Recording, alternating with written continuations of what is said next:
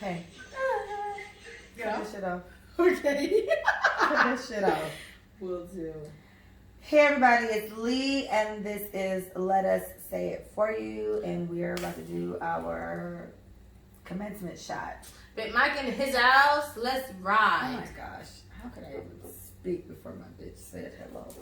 Let's ride. Oh. My hair is sticking to. That's okay. I wanted to braid so bad. Week. Okay. All right, let's start. Yes. No, we hit first. It's twice. It's hit. I feel like my body can Yeah, I take know. I knew you this. was fucking talk. I knew you was gonna talk. I knew. I knowed it. I know My it. body on you. All right. Mm-mm.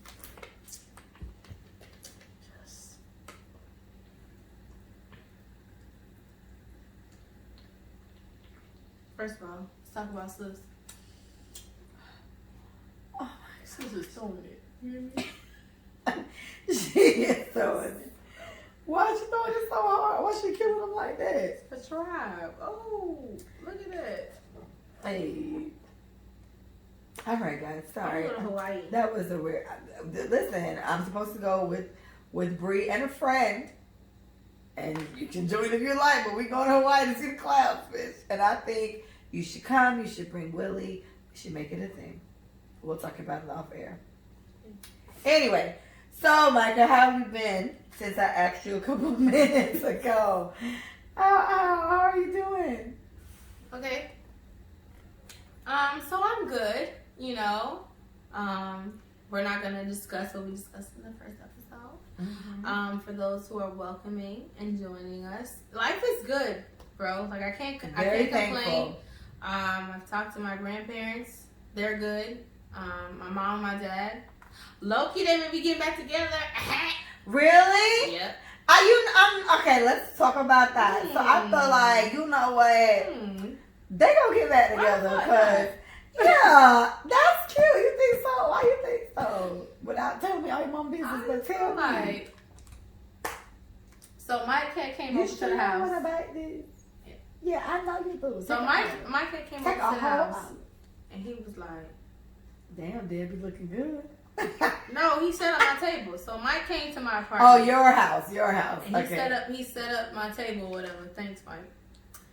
Thanks, And Mike. he was like, Your mom looking yeah. And he was like, yeah, you know, your mom told me that you need a table, blah, blah, blah, blah. I was like, so I got you one. I was like, thanks, Dad. Oh, he bought you the table, He too. got me a table. And then he came over to assemble it.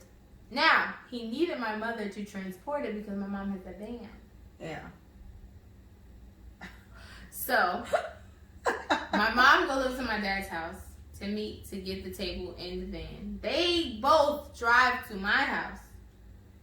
My dad comes in, my mom comes in, and they're kind of looking at each other. They give each other a hug, and then she leaves because she had like a meeting or something. Because she got to keep it gangster. She got to keep it player. And she did. She didn't want to be thirsty.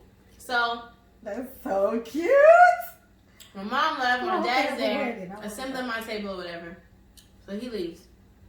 So I go to my mom's house. She has a talent show in September for her birthday. Is that the dance thing? Mhm. That you okay. So I'm so excited. Can I be there? yeah, definitely. Oh, we I'ma should sing. go. We should go see her. I'm a sing. I taught my mom a Michael Jackson routine for like 4 different songs. It's like a compilation of Michael Jackson songs. Taught it to her, whatever. And then she was like, her phone rang. And then she was like, oh, he's calling me so much. And she just kind of like put the phone to the side. She didn't say who, she said he. I said, who's he? Right? The fuck? She was like, oh, your dad. I was like, For those who do not know, my mother and father are divorced twice over. No, I say it, but 2 times. Twice over. So I'm like, what's going on? She was like, well, I said, y'all dating? Just like that. She was like, no. I said, No suspect ass, no, Deborah. okay. So then she was like, no, it's nothing like that. We've just been talking more, and you know, he's just been talking to me about things he's been going through.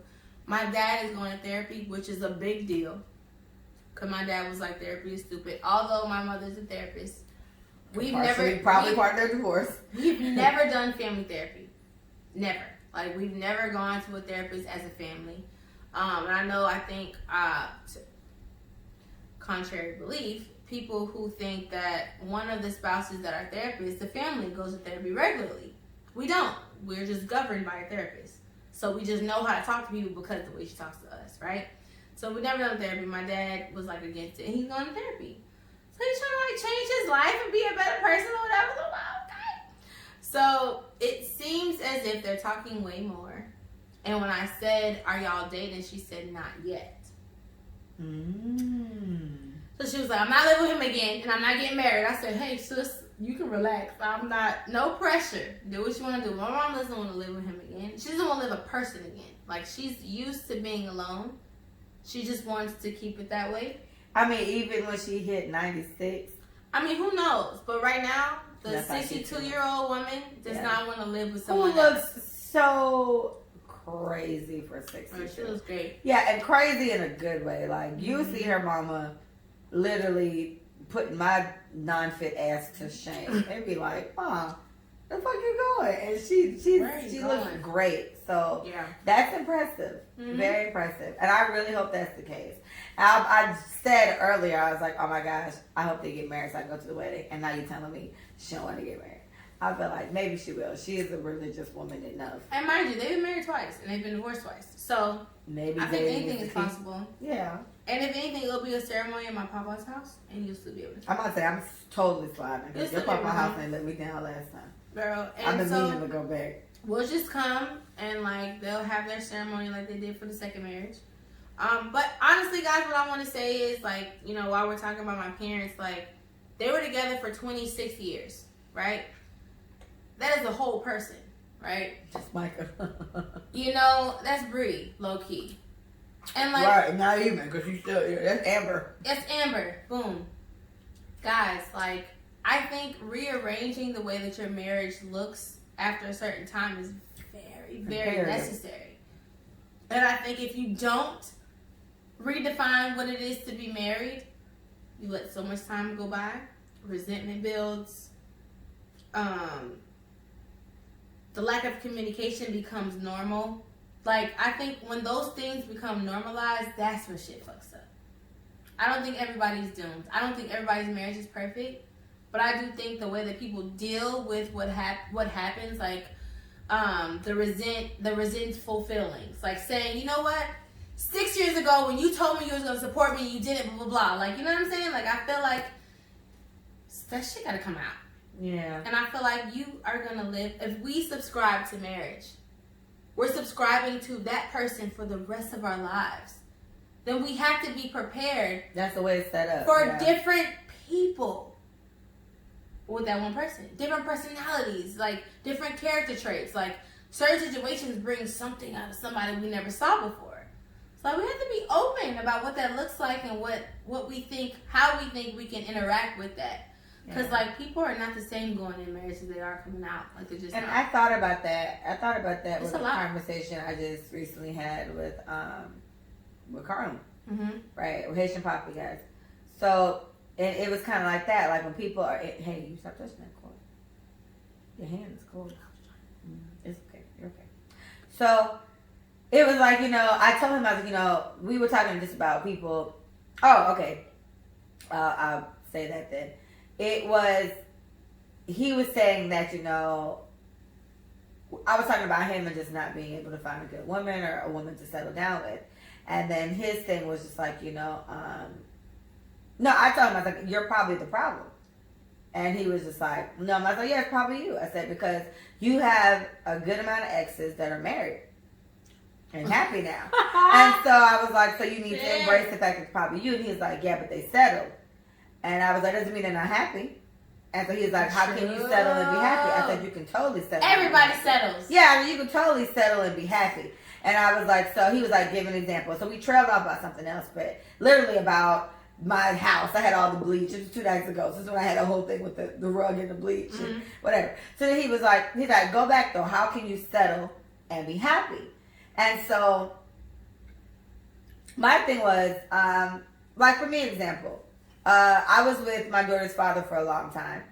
I settled, if you will, because I want a guy that's like 6 foot. Mm-hmm. That's essentially settling. And you want the father of your child to be the father of your next child. Hey, and this is gonna be me settling with the next man I'm with. Yeah. Me and man ain't having no more kids. So, and these are examples of settling, but I'll still be happy in these situations. So I said, to be fair, in the way he was talking about settling for his exes, it's probably different, meaning they're not 100% happy, whatever. But he asked the question of how can you settle and be happy, and this is how I can settle and be happy. And then my thing to him was there's things that are non-negotiable, right? Mm-hmm. And hopefully these women have these men fulfill these non-negotiables, so it's not a problem. But it's like non-negotiable for me. You can't disrespect me. There's no disrespect. You have the utmost respect for me. Like I'm on the level of your mama. And assuming you love your mama to death. Like there's never a case where my woman is gonna feel disrespected in any fucking way. I feel like when we got that down packed, there's a lot of shit that ain't gonna happen. Ain't gonna be no other bitches, ain't gonna be no lies, whatever, because the respect is there. That's non-negotiable for me. Mm-hmm. I'd be settling for a guy that's not 6 foot. Mind you guys, I'm 5'1". So a nigga 6 foot is tall. So a 5'7" guy is still taller than me. It'll work. But that's settling to me. So that was the thing there. And I guess that'd be the question for you then. How do you see it? You said you agree, so I guess it's irrelevant. Settling, but I still want you to give it. But I feel like settling. Column thing was how do you settle? And like how are you happy when you settle? Everyone settles. It depends. Everyone settles. I feel like he said that before too. Everyone settles. Everyone settles to a certain degree. Because if you think about it, someone you meet is not going to be the complete 100% person you need them to be. Right? Pause. In the midst of these things, I want you to start throwing out things you think could be titles. Because I have a hard time finding titles. I'm right now, everyone settles, and that might be a good one. Let's see how it progresses. Keep going. So everyone settles. Yeah. Settle or not. Settling or not. Yeah. To settle. Okay. So I do think to a certain degree everyone settles, and I say that because the genetic makeup of someone is like tall, brown, light skin, dark skin. I say that because you did. It was hard. Light skin, dark skin, straight teeth, crooked teeth, braces, no braces, mom there, mom not there, 2-parent household. Everybody is having to settle to a certain degree. Do you know why? Because everyone is not whole. Everyone is missing something. And they're missing something because... That's beautiful, Mike. Because we are. Yeah. Like, I'm not whole. Like, I feel like I could be whole, but there's something about me that's not all together. So is the idea that your partner is supposed to complete that? Yes. So, and also, for you to accept that your person is not whole, but you can deal with their not wholeness. Okay. Right? Wholeness. Oh, hey, shout out to Erica. Shout out to Erica. But what you said, like, okay, non-negotiables are non-negotiables. Those people will not be the people you're with. Right. My non-negotiables could be children. Right. My non-negotiables could be felony. Oh, yeah. My non-negotiables could be weight. People that are non-fit, people don't want to work out. Exactly. Yeah. And even if you're heavy, but you don't have a desire to work out, I can't fuck That's that. a problem, yeah. You know what I'm saying? We can work on it. Exactly. Or you didn't go to college. Or you don't have an AA. Or you don't have some college. Like, you only got to graduate. I need you to have some college experience. Like, or some be people, a billionaire and be an expert in your field. Some people are just perfectly okay with you going to college at least, but not finishing. Some people are okay with that because you got an exposure. So, if you come to grips with your non-negotiables and I can live with that. You know what I'm saying? Things that come into people. We all settle. We really do. Yeah. So for the most part, the hard-hitting questions that need to be asked early on. Yes. And the way that you distinguish a man and a boy is that you ask a man, hey, do you see yourself being married? And he doesn't like quiver in fear. I don't want to marry you. I'm asking you what you think about marriage. Yeah, and you get all nervous. Exactly. And shit. Like, that is a question. Grow up, girl. This date that's happening here, dork, is a date that I'm trying to orchestrate in a way that I'm trying to get to know you. So if I ask you about children, I don't want your children. I'm not asking you to give me children. I'm asking you, how do you feel about having children? Babies, right. Do you like children? Is that something that you see in your future? If this nigga like, You know, he ain't the nigga for you. Just yeah, you whatever. gotta let that nigga go. So people settle, and that could have been a question he aced, right? But it's something that he does when he talks to his mom that you hate. If he doesn't respect his mother or anybody, you know what? Everybody keeps giving so much clout to mothers, but like mothers deserve everything. But if he doesn't respect women, if he doesn't respect women, when he just talks in the world like waitresses, pay attention to the way people treat waitresses. That'll tell you a lot about a person. Waitresses, people who serve people, you better breathe, Teddy. People at hotels, like the what is there? The concierge, like watch the way they treat people. Because that'll show you the type of person that person is. I heard, watch it, God's relationship with his mom. All of that. You feel me? Like, watch that. So, like, I do feel we do settle. Because no one's whole. But, like, you got to pay attention to your non-negotiables. But that's what I told him was, I forgot what he said to me exactly. But I was like, this goes into what I say all the time. Mm-hmm. And I've been saying this for years now. I'm ready to claim it. That women settle too much, and then men always think there's something better out there. So we need to share habits. Women need to start believing that, you know what, this motherfucker is not the end all be all, since we could probably do better. And men need to humble themselves a little bit more to accept, I have a woman literally doing everything for us. And I said, for all the examples I see, for everything I know and all these type of things, for my experiences, the things I've seen around me, that is 99.9% the case. It's like a condom. Like, it's that much accurate. That women are so quick to settle. We're easier to overlook the fucked up things you've done. While as if there's some guys that don't want to ever know. T.I., can I tell you? Did you see it? No, I saw French Montana. French Montana was like, his women cannot shit. And it was like, what do they do? I don't know. Whenever she got to literally probably wake up at 4 o'clock in the morning to take a shit. So you know what? She cannot shit around him. T.I.? How crazy is that? Tiny has a new show right now because of the quarantine or whatever. Oh, that's nice. I want to watch it. It's Tiny and Shekinah. I love Shekinah. And that's what it was like. We need to have a team. Now they have a show. Go look at it on YouTube. I love Shekinah. T.I. was a guest. And Shekinah was like, she a fight in front of you? He was like, absolutely not. And she was like, no, I don't do that. I go to another room or... You know, I'm very docile. I get very... Did you see that red table? Very controlling vibes. You saw that? Yes, I did. I get very controlling vibes. I do feel like he's such a misogynist and like... Such a misogynistic ass man. I cringe and like I lose breath watching him talk with Tiny. Yeah. And it's such a belittling experience. Like, it makes me angry. Yeah. It really does. And so when I saw this her show with Shekinah be talking back and forth or whatever, and she randomly asked questions, do you fart in front of him? He said absolutely not before she even responded.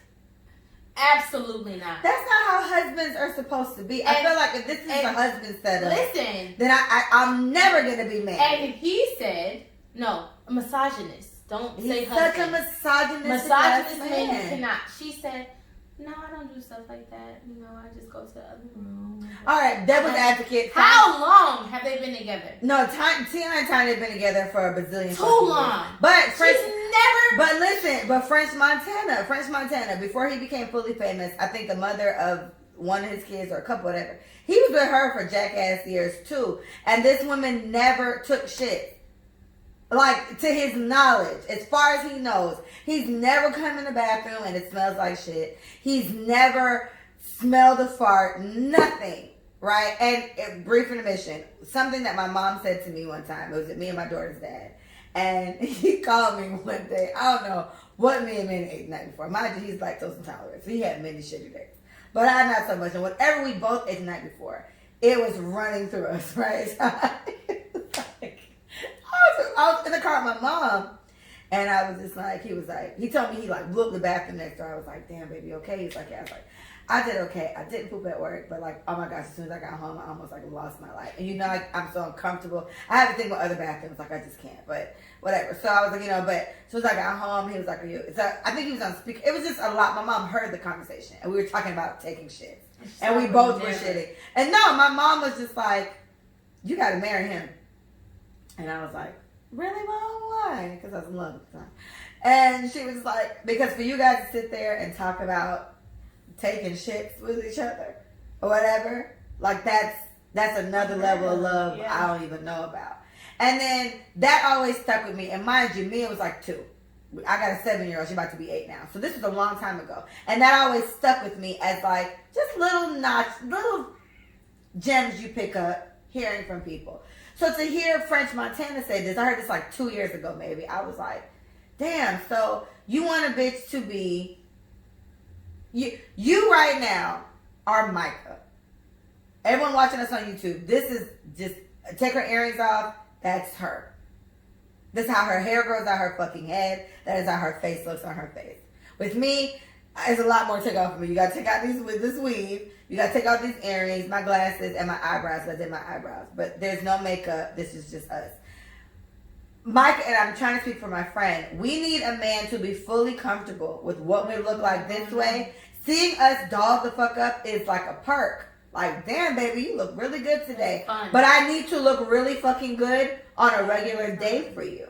Mm-hmm. Right? And so, when it comes to not being able to shit and fart, it's a natural human thing. Yeah. It's like, does belching qualify in that? And then, that was advocate for you. What if, because French Montana, I'm going to find an interview and show it to you whenever we get out of here. Mm-hmm. But it's kind of like a thing where, like, how French made it, he found a way to make it not sound bad. Like, on some, women are like magical unicorn beings. That it's like, want to think that they shit. Yes, I can't picture my woman taking a shit because she's so beautiful. I have an asshole. A hole and a mouth. Yes, I done ate these fucking this fucking chick Chipotle with you. This shit's coming out, but he found a way to sugar it up enough, and so he gave mad compliments to the woman, but he couldn't shake the degrading, demeaning part of like, nah, she can't shit around. Nah, man. But a lot of men. And none of my girls can shit around me. It's like, what do you mean she can't shit around you? What do you fuck you mean? Do you know the elderly woman used to tell the woman that was giving birth? Let's go to 1940s. Don't let him see you give birth. He will never look at you the same. That still happens now. But that's what I'm saying. Yeah. It stems from a part where you no longer become a sexual vessel. Right? You are no longer a being of sexuality. You are a vessel of a human being. Cry, you know, drink it. I know, but you're a vessel of a human being, and I see you more than that. I cannot I literally cannot objectify you. And I think men that can objectify women have a hard place putting them. Oh shit, I can't sexualize her. Oh God, his titties. Oh, my baby drinks from that. Oh, her vagina, she came from that. Like, I literally do feel like men have a hard time compartmentalizing. Very good. That's a great word. Yes. They have a hard time doing that. And it's like, you have one being that is so many other things, right? Like, a woman is so multifaceted. Like, we're just so many things at once. We're magical. And so, when we give birth, if you're present, you see the birth canal. You see the child coming out of my body. Yes. I'm no longer sexy to you.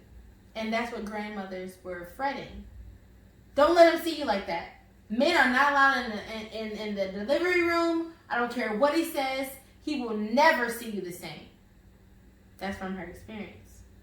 And it's very sad. Yes, and because for her to say that, and I don't know who that woman was, but I've even heard that. Said that. Yes, I've heard that myself. In my delivery room, it was my daughter's father and it was my mother. I needed two of them. While you were speeding down, what's the street? 95? Shit, I-10. Not I-10 by 10? I-10 by 10. While you were speeding out of 10 to get to me, I called her when my water broke. She was coming there. It was Manny and it was my mom. And we're all friends here. I'm gonna share.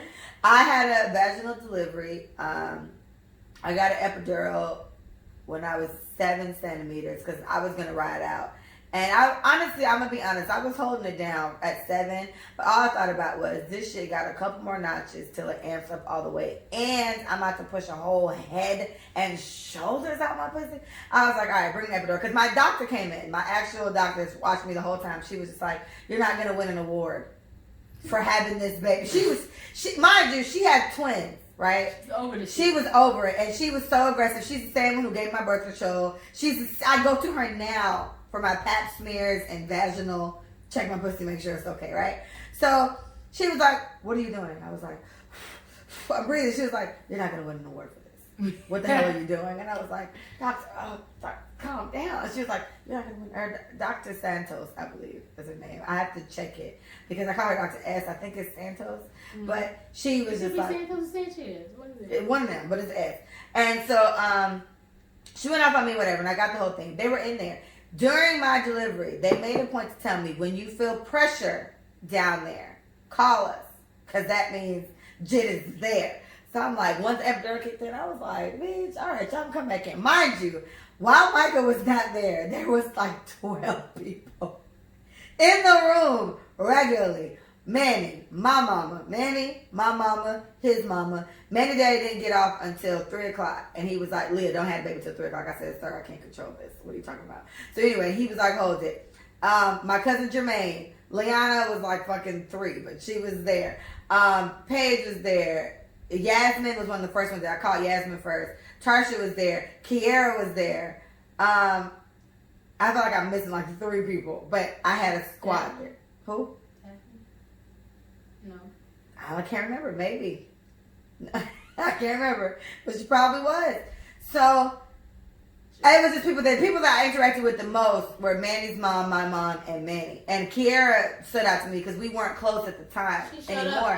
She showed up after the baby, yes. So, she brought me balloons and stuff. And I was like, wow, you know a bitch, it's nice to see you. So, anyway, in the middle of the pressure, Mike, I was like, oh, I feel pressure. It's happening.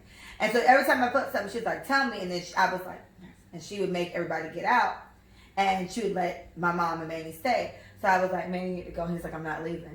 And I was like, all right, well, I'm about to shit. I feel it. It's happening. I can't stop it. Mind you, I had a catheter in there. So that was uncomfortable, and you feel that. And I wasn't on the epidural when I got that. I don't know if you don't feel it on an epidural, but bitch, I felt it because I didn't have one yet. They push a tube up your little vagina pee hole. Not fun. Yes! Mikey just did that uncomfortable sit up. It's like that. And I mean, I don't know how big I visualized that whole thing, but they pushed the tube up there. And I was just like, this is wild. And I felt the uncomfortableness, but I would give it pap smear level uncomfortableness. Maybe slightly more because you're not used to it there. Weird feeling. So think of your first pap. It was like that. Because now you know what to prepare for a pap. I get it. So think about it like that. And I was it's like, not unbearable. It's just like, yeah, what the but it's fuck? uncomfortable. And then who knows? I could have been having a contraction at the time. That's the best time to do it. That's when they did my epidural. They made me wait till I was feeling a contraction because they're putting a fucking needle in my spine. So whatever. So anyway, I pooped on myself, guys. That's the summary of the story. I shit on myself and didn't smell pleasant. And I did ask Manny to leave before, and he didn't leave. And I was like, all right, well, fuck it. And he was like, man, I'm not leaving. That's my daughter. I was like, all right, nigga, well, this is what it is. So he's like, Leah, goddamn. So he covered his nose. But mind you, this is the same guy that I was with. I think when we had that shit conversation, it was after Mia. But that's the one thing that I felt, like that level of comfortableness, I refuse to not have that with my next nigga. Like, women shit. Right? Humans shit. But that's the thing. Apparently we're not. We're unicorns. That's what I'm saying. So I want everybody listening to this. I'm a human just like you. Just like you, Papa. I eat. It has to dispose of itself. It has to. So please help me. And he was and in reference to what the grandma was saying at the time, Manny was there through everything. I felt the pressure, but the doctor wasn't. I feel like I've never done the lighter thing with this hand. This is so weird. I'm lighting an incense, you guys. So, Manny was there through everything, and my legs were up on the thing because they knew it was coming closer. They could see it. And they were just like, Manny saw, like, hair. Manny was like, I see her hair. Like, Manny's like, up in my pussy like this. Get her out. He was like, I see her hair. I see, like, her head. And she was like, is it crowning? He was like, yes, that's what the fuck that means. And it was crazy. He saw the whole experience. And in that situation, thankfully, and I guess women, I guess this is the goal, find a guy, or at least have your children with a guy that is respectful enough to say this. Manny told me after I pushed the baby out, I pushed her to an extent, and then my doctor let me pull her out. So I always say that. I pulled my baby out of my vagina. It was a big thing for me. He's like, you want to pull her out? Fuck yeah. Pulled her out, put her on my chest. He's like, rub her back. I did all the shit. Mia didn't cry. She just looked at me like, who the fuck are you? And it was great. And after all came out, Manny went over there. I made him count her fingers and her toes. It's a thing. And then he came to me and he gave me a kiss and he told me, I'm so proud of you. That's the most amazing shit I ever seen in my life. Like, he literally, he was just like, that shit was wild, bro. You pushed that baby out your pussy, bro. That's crazy. Serious. And to me, I hope all women get a guy that appreciates you bringing life to their child and sees you that type of way, right? And be honest, after you have the kid, you can't fuck for 6 weeks, right? I don't know if it's changed, but last I checked, it's still 6. So you can't fuck for 6 weeks, and everything is kind of weird after you have kids. Your vagina feels weird. Like, they wouldn't let me leave the hospital until, like, I pooped. It was really crazy. I feel like everything that was in there is gone at this point. You pushed a whole human out of my vagina. But he gave me, at least in that regard, I wasn't ill, gross. I wasn't unattractive. I'm so proud of you. I cannot believe you did this. This is the most amazing shit. Tarsha took a picture of us right after Mia came, or I think while Mia was still in there. Contraction was kicking. He took a picture and Manny has it. He had posted it on his Facebook or something like that. And he was just like, I'm so proud of you. You're one of the strongest women I ever met. Like, that's amazing that you did that. And it was like, this is how you need niggas to look at you after you give birth to their fucking child. Right? It's not something to be discarded. I feel like men who still feel that way, I give you all the misogynistic, all the controlling. Give me some more words, Mike. Give me some synonyms. That was basically it. Hey, misogynistic covers all of it. Misogynistic, controlling. You get all those titles by looking at a woman for that. We've always done this. The only fucking way you got here is by us doing that. And so for you to see us as less desirable, as less attractive, because our vaginas have expanded to give life. Because society keeps pegging us as women who are supposed to be a certain way. They're not glorifying childbirth. Society does not glorify that. They do not say how heavenly it is. That's true. To bring life into the world. There's a class of people that do, but you're right. The majority definitely does that. They don't. They glorify pregnancy.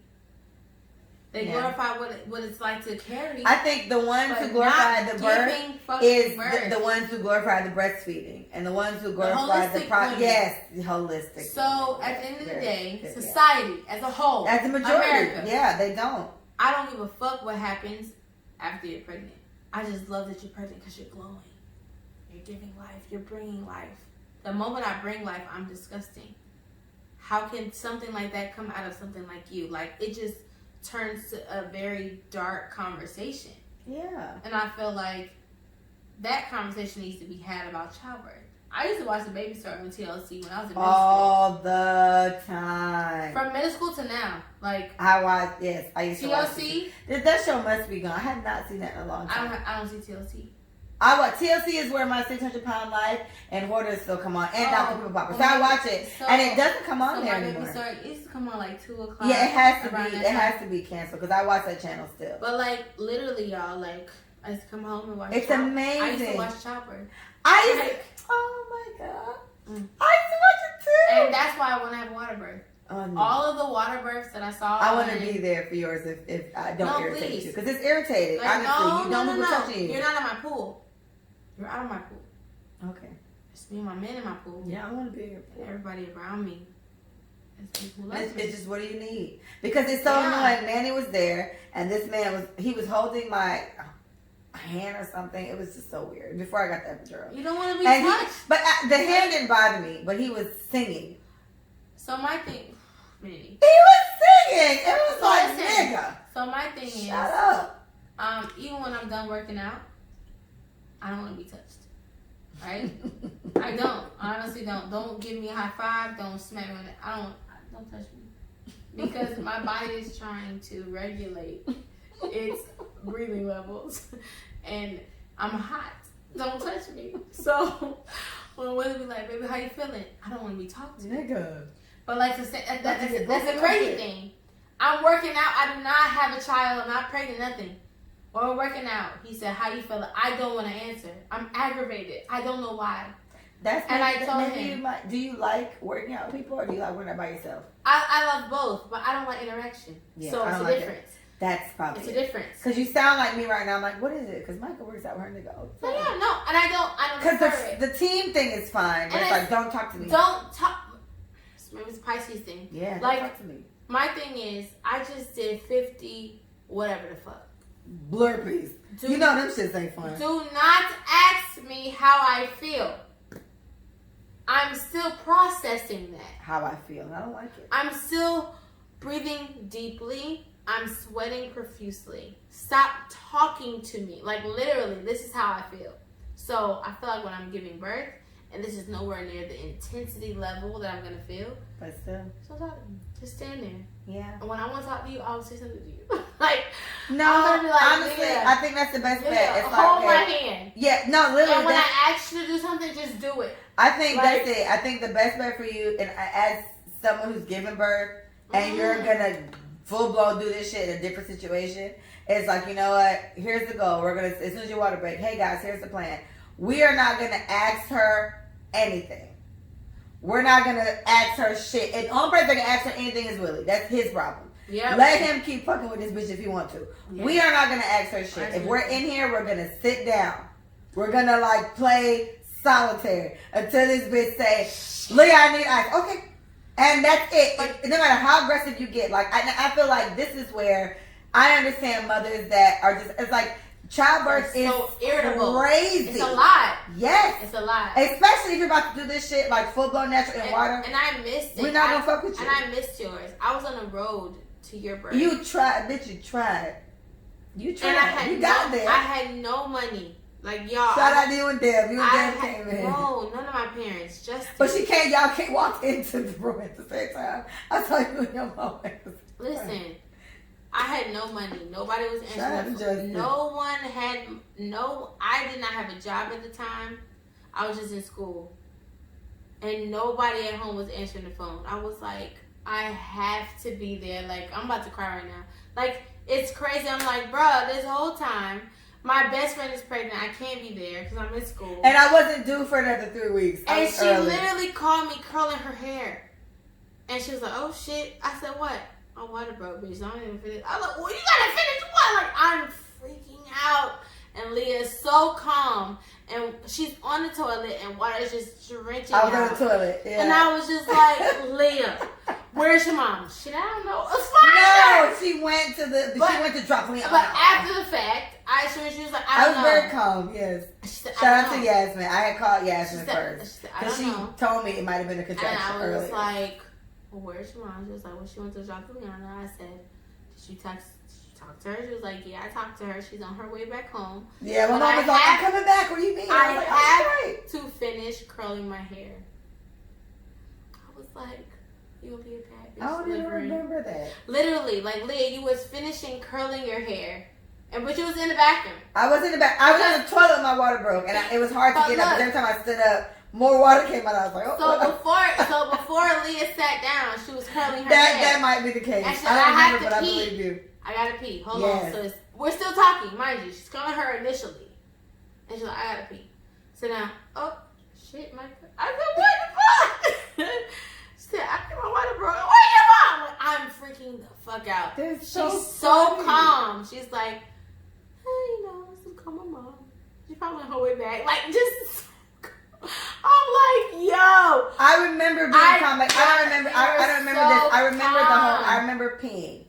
Because why Yasmin always rings a bell. Yes, because my stomach was hurting earlier. And I was like, man. And I had called Yasmin. I was like, man. I think I told my stomach hurts. Like, you know, they could be contractions. I was like, bitch, I'm 37 weeks. I ain't due for another whatever. Like, I'm fine, whatever. Because Mia's original due date was her dad's birthday. And then it was a couple days before her dad's birthday. And so Mia was supposed to be a Virgo. She's a Leo. So I was like, you know, I kept telling her, I was like, yeah, my stomach was like, it could be contractions. I was like, nah, bitch, I'm straight. It ain't nothing like that. And so I remember I kept feeling like I had to poop because I was like, I ate hot Cheetos the night before. Mm-hmm. And mind you, at this point, I'm making Manny have sex with me. I'm like, we need sex. because we're 37 weeks, the baby can come. The doctor said, well, the ways to help is sex. Mind you, we had sex the night before, and it worked because my water broke the next day. And I remember just going to pee again, and I probably was because I remember having to call people. I just remember making my rounds, but that whole thing is blurry. I just remember making my rounds. Hey, my water broke. I literally was talking to you. Yeah, I said, believe please call your mom. I did, and I was like, Mom, my water broke. I was like, yeah, I'm sorry. Because I couldn't get off the toilet. I remember that. Every time I stood up, more, placenta water came out. And so I sat back down. So this is tricky. So I kept laughing because it was fine. I was like, this is it. I'm about to have this fucking baby. But I was so... Gosh, there was a level of happiness there. I need you guys to understand how baby crazy I am. And the good news is that I know you're going to feel the exact same way. And if anything, hopefully, I feel like you're going to feel the same way. If anything, it may even be better because it's like none of my pressures of being 22 or, because I was supposed to work that day. I was working from home. I'm still with the same company, mind you guys. And I was supposed to work from home that day. They started letting me stay home because I was big as fuck. I wasn't big as fuck because I'm short. I look big as fuck. And I was supposed to start working, but none of the stresses of not making that much money or anything was really bothering me. It was just like, oh my gosh, I'm finally about to, see my baby. I can't wait to see what she looks like. I hope she looks like me. Epic fail. She looks just like I did. Mm-hmm. And so I hope you feel that feeling because it's such, right now I'm getting nostalgia thinking about it. It's such a nice feeling finally seeing the little person that's been beating your ass for the past 9 months or whatever the case is. Mm-hmm. And looking at, especially if you like kids, you made this whole person. And you just see the little possibilities that you've created, all the goals that they're about to have, all the things that are about to take place. And that's all I remember having. I remember just being really excited. I was ready. I already had my bag packed. I had just bought the car seat and the stroller the night before. And I remember complaining to Manny, I was like, we got to buy the car seat. And he was just like, we don't need it yet. You're not due for another couple weeks. And I was like, we just got to get it. Are you cutting it too close? And I literally said to him, like, at 37 weeks, you're full term. So whatever. And I was supposed to go to the doctor on Wednesday. That was a Tuesday that I had Mia.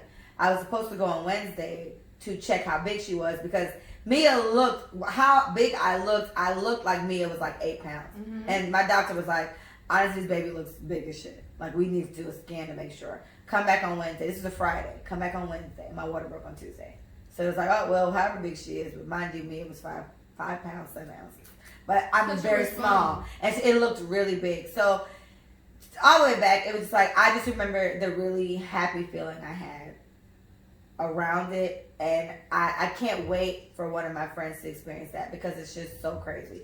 Looking at your kid for the first time, this makes me want to cry. Like, he let me go ahead, and I want us all to try to get this with our doctors.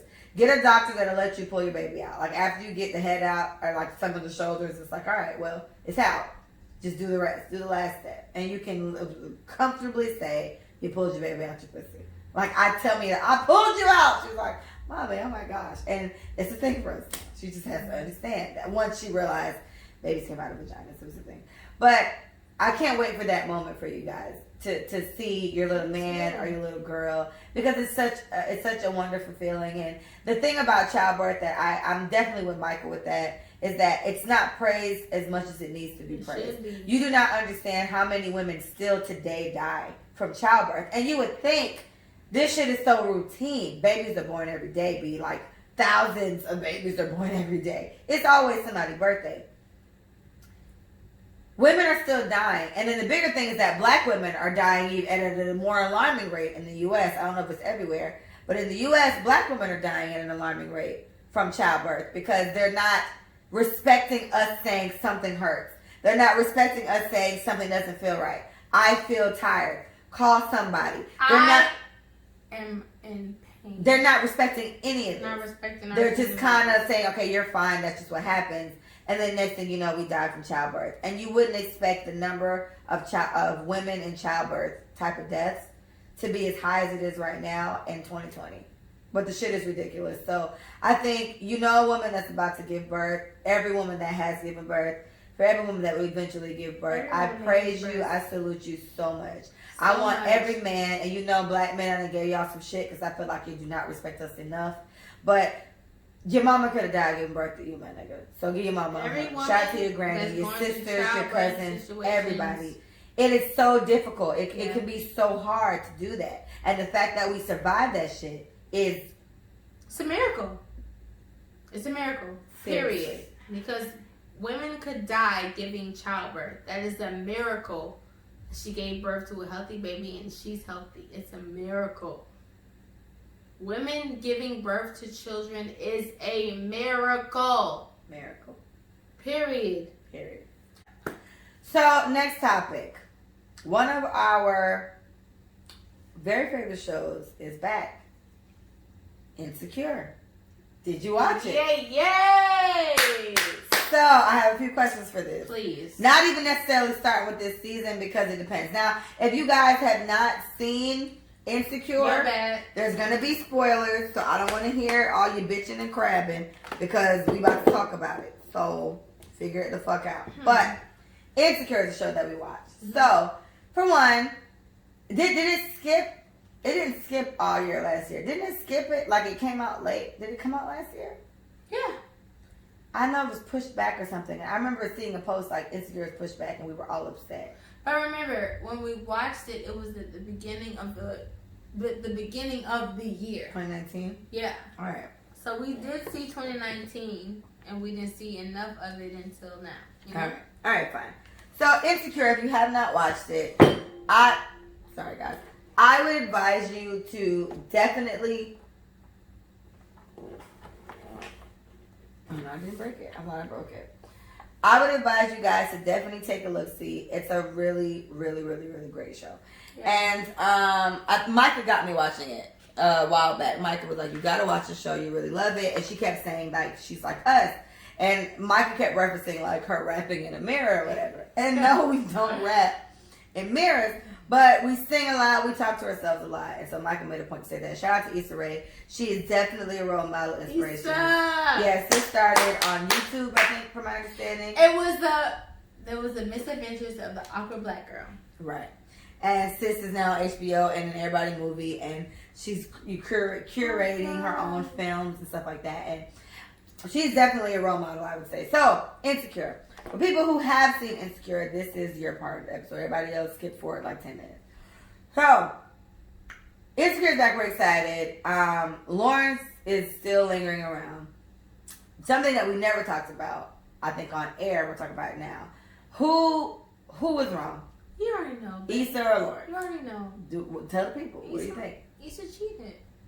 Issa cheated. So I feel like regardless of what's happening in your relationship, when you decide to do deceptive things outside of your relationship, that's when you become the more wrong. Your fault. Right?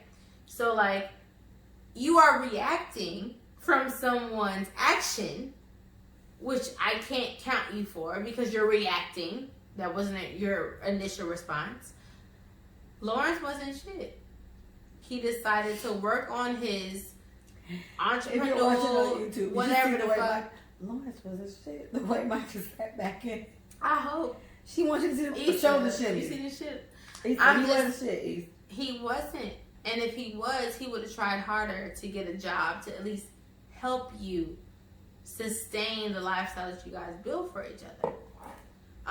So I do believe that Issa fucked up by cheating when he started getting his shit together. God damn, Issa. But did he all the way start to get shit together? He did. He did. Was it was it simultaneously, or was like his shit been together for a week, and then she started fucking with Daniel? Because I don't think that's how. I don't remember it going that way. But correct me if I'm wrong. And you stand corrected because you're right. Okay. Okay. He just all of a sudden manned up, but it was too late. She already lost respect for him, and she saw the next nigga who was doing what he wanted to do and what he thought was passionate and what he thought was gonna work for him, and that's what drove her to the next nigga. Issa, you still ain't shit. Issa was still not shit in the first season. That's fucked up. You do not kick a nigga when he's down. All right, then let's take it back to before Issa cheated. Well, then right before she fucked Daniel. Okay. who was wrong in that situation? Because Lawrence. I hear from a lot of guys. My ex at the time, he was definitely Team Lawrence, and it's like because you just because you pitiful. Yeah, you just pitiful as Lawrence, and that's why you agree. No, but it's like that because like her birthday came up. Lawrence didn't have much. Wasn't that? And our favorite holiday is what? Our birthdays. This is me and Mike. I am shaking. It was bad. You mean to tell me, nigga, you got so much time to be at the crib and be on the couch, nigga? You couldn't get a card for me? Make me a card with your You birthday. couldn't make a cake or bake Make a me cake, a cake with your birthday. or send me a cake. You couldn't even give me a gift card. Like, literally, like, my day was null and void. Her day was null and void. Like, it just did not even happen. She came home thinking something great was going to happen. And your nigga says, hey, let's watch what we always watch. Bitch. I literally would have, I lost my shit. I feel like Issa is a saint. And I think I put myself in that situation, and it's like, okay, if this is a guy that I'm fully happy with in all ways, so into, right? And I came home and he had like balloons blown up on the floor. He had like my favorite meal. He bought curry goat, rice and peas, and it was like, let's do what we normally did. And I'm always happy with this nigga, and he's going through a hard time. I would have been ecstatic. If this is a nigga that I'm so over his shit at this point, I low-key don't even want to be with him. Because women do. This is a fact, guys. Message. We do break up with you mentally before we break up with you in your face. So we've already been leaving you, right? So if it was a nigga that I already left in my mind 2 weeks ago, and he did this shit, it wouldn't carry the same weight. Right? If he still had my curry goat and rice and peas and he still had the balloons, it would have been cute. But I'm already over you. It would have just irritated me because I'm still irritated with you.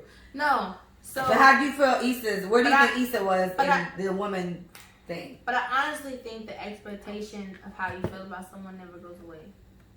Okay. I expect you to know me.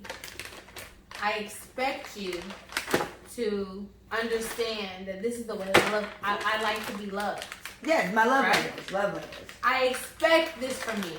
So regardless of what you've been feeding me, I should expect you to go over and beyond. Because that's my expectation. So remember, some expectations are unrealistic. Right. It's not catered to the person that you're with. It's catered to your expectation level. So, how dare you just totally sweep beneath my expectation? And although you may not be able to read what my expectation is of you, you're already there for 3 years. No, excuse me. 5. Like I said, excuse me. I was with you for 5 years. You should know if my birthday means a lot to me or not. That's a thing. After 5. That's a thing. Yeah. Everybody gets a birthday for 5 years. Everybody. You get one, I get one. You get one, I get one. For 5 years. We all get a turn for our birthday. Yeah. That's what's like, better. We all get one. You get one, I get one. And then we can improve You're dumb. on the next year. You're dumb girl. Shut up. It's messed up. And so, like, I truly believe that there's nothing that I can do to diminish whatever you should be doing for me. And if you're diminishing that, it's because you don't feel that I'm worth more than what you're giving me. Okay. Daniel. How'd you feel about him? So, since season 1 to season now? Because he's not in this new episode, but yes. So up until her living with him, the nutting on her face, all these things. So, Daniel was tired of being strung alone. And so, I think he should... Okay, so one thing, I feel like he should have accepted he was a side nigga. Sorry. You know what? Because he should in your answer, because my thing is, I couldn't understand what the problem was. I thought, Dylan's like a decent enough guy. She likes him enough. She keeps fantasizing about fucking him. And all I'm thinking of is, I don't do this. I only fantasize about fucking people that I want to fuck. So if you don't really want to, and when he did finally do the whole hot Cheetos in the bed, him giving her a head or whatever. She fantasized it up enough, and then it started to happen, and she stopped it. But mind you, he said some disrespectful shit, and that would turn me off. So that's my thing. So before we get to the second season, the first, I don't remember the first one enough. But if you think about it, like Daniel was all in for her, right. And she cheated. She lost her nigga, so she decided I'm gonna live with the nigga I cheated with because this is a nigga that I felt like I should have had a connection with. She said in season 2, I came to you because I knew you'd be there for me. That's not even really a fuss. But it's not. Because I know you would do it. But she said that last but not least. She just said it initially. And that's why he let her live with him. Right? You're living with me, you're doing your thing, blah, blah, blah. And then third season comes and I'm none in your face. Sorry. Surprise. At this point, I feel like what we're doing is not serious. Like, you don't take me seriously. But what is that? Is that really? I'm gonna write that down for this. Let's talk about sex episode. Is nothing in your face disrespectful? Yeah, it definitely is. And I think men know where you want me to come at. Like, they'll say it. Yeah. Every guy that I've known has asked me that. Where do you want me to come at? If you don't ask that, you don't give a fuck. You don't come my eye, and I can't see. For like 5 minutes. Everything goes to shit. So honestly, I do believe that do not nut in my eye. Respect levels start to dwindle. That might be the episode name. Don't nut in my eye. I mean, so my thing is like with everything going on with Issa and Daniel, yeah. Why was he not a good? Yeah, because his team was next thing. Why was he not? Why can it work with them? So for me, it could work, but Daniel has resentment. You think it's him? I'm sorry. I feel like it's Issa. Daniel was acting out of character. I don't believe Daniel was a person to like let a woman just like drift. I don't think he's a person to just let a woman feel how she feels without his explaining. Because even when Issa and him was dealing, like he was just like, "What do you want?" He kept asking her, "What do you want from us? Are you okay?" Like he was very concerned. In the first episode, he showed up at her job. He said, "You haven't been responding to me." I don't even remember that. What's up, babe? Like, what's going on? Like, but where are we? Because he has liked her for the longest. But okay, so then how is that not Issa's fault? And to some extent, because Issa is fucking him. That's what I'm saying. Because it comes down to where. How I guess I took it is that. Eventually, I took it is that Issa just must not be that into him because you're able to stay there with him. And every time she does something, what I try to do is shout out to Issa Rae for this. Is that I try to associate to it, relate to it in some type of way. Mm-hmm. Have you ever felt this way? And not with the fucking or living with people, but it's just in general of liking somebody this much, but not that much to be with them. And the way that you handle them after that. And then where I wouldn't have fucked up is like I definitely would have went and lived with Molly. You would have been Molly. And remember the whole thing was like, but you fucked in my base. I did not do shit to your base. Like that was their argument. But Molly straight up said, you should just came and lived with me. And that ultimately would have been either way. Either way with us. Me, Molly, you, Issa, me, Molly. You should have stayed with me. But bitch, you broke my base. All right, whatever. Don't break nothing else. Or, all right, I didn't break your shit that time. I'm not going to break nothing this time. But I would have went live with my best friend instead of living with a nigga. So why do you think she picked him? I think that's the mental. So I think that's something to like, examine. Like with my best friend, my best friend examines everything I do. Right. And she critiques me on everything I do. If I spill something on her carpet, that's a lash towards me. Mm-hmm. She thinks that this bitch is not clean. She does not. No, you're clumsy. That's it. But I'm saying. So think of all the things that come after that. I lit this shit 6 times, Michael. So I'm just saying, like, think about the things that come with you living with your friends, right? And you living with a nigga, and when he's ready to bring company in, it's gonna be a little different. You know what I'm saying? So, me living with you and I spill something, you be like, what the fuck? Excuse me. Ooh, that's cute. What the? It's natural.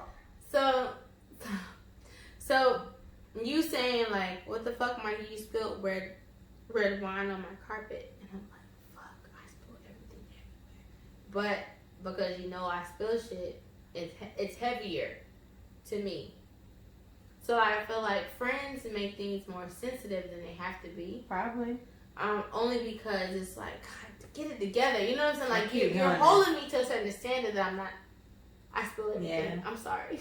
Yeah. And I'm sorry for that because I'm clumsy and I cannot have. I don't have an awareness. Okay, let me ask you You this know what I'm then. saying? Would you think it'll be a situation where it goes on based on what you value a little bit more? Because if I'm in that situation, like it can be easily annoying to be too nitpicky, right? Mm-hmm. Where I would fall in. While you're clumsy, you knock shit over all the time. This is you. I'm telling you this to your face. Right. You knock shit over all the time, but I just know this about you now. Right. So whatever. Accept it. Right. Yes, I get it. And same thing. I may be too nitpicky. Oh, would you pick this up? I would never do that. I'm trying to find. I get it. But you get what I'm saying. So in that, I would still feel more comfortable staying with you because you're not expecting this relationship to go further than what the fuck it is.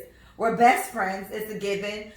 I'm not giving you the wrong impression. Yes, staying with a nigga that I know loves me, to me, is like the shit we talked about before. Right. Just kind of egging on a nigga that's already sick in the head about you. Mm-hmm. And I'm about to make him more sick in the head. Coming to you and I need you, some type of shit. She answered him, and that was the nicest way she could say it, but it essentially means I came to you because I could use you. Mm-hmm. But what she said in the nice way was, I came to you because I know you'd be there for me, which is sweet.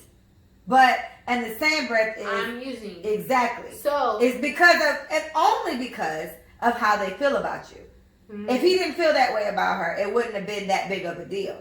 But because she knows he loves me to death. I have a fallback plan.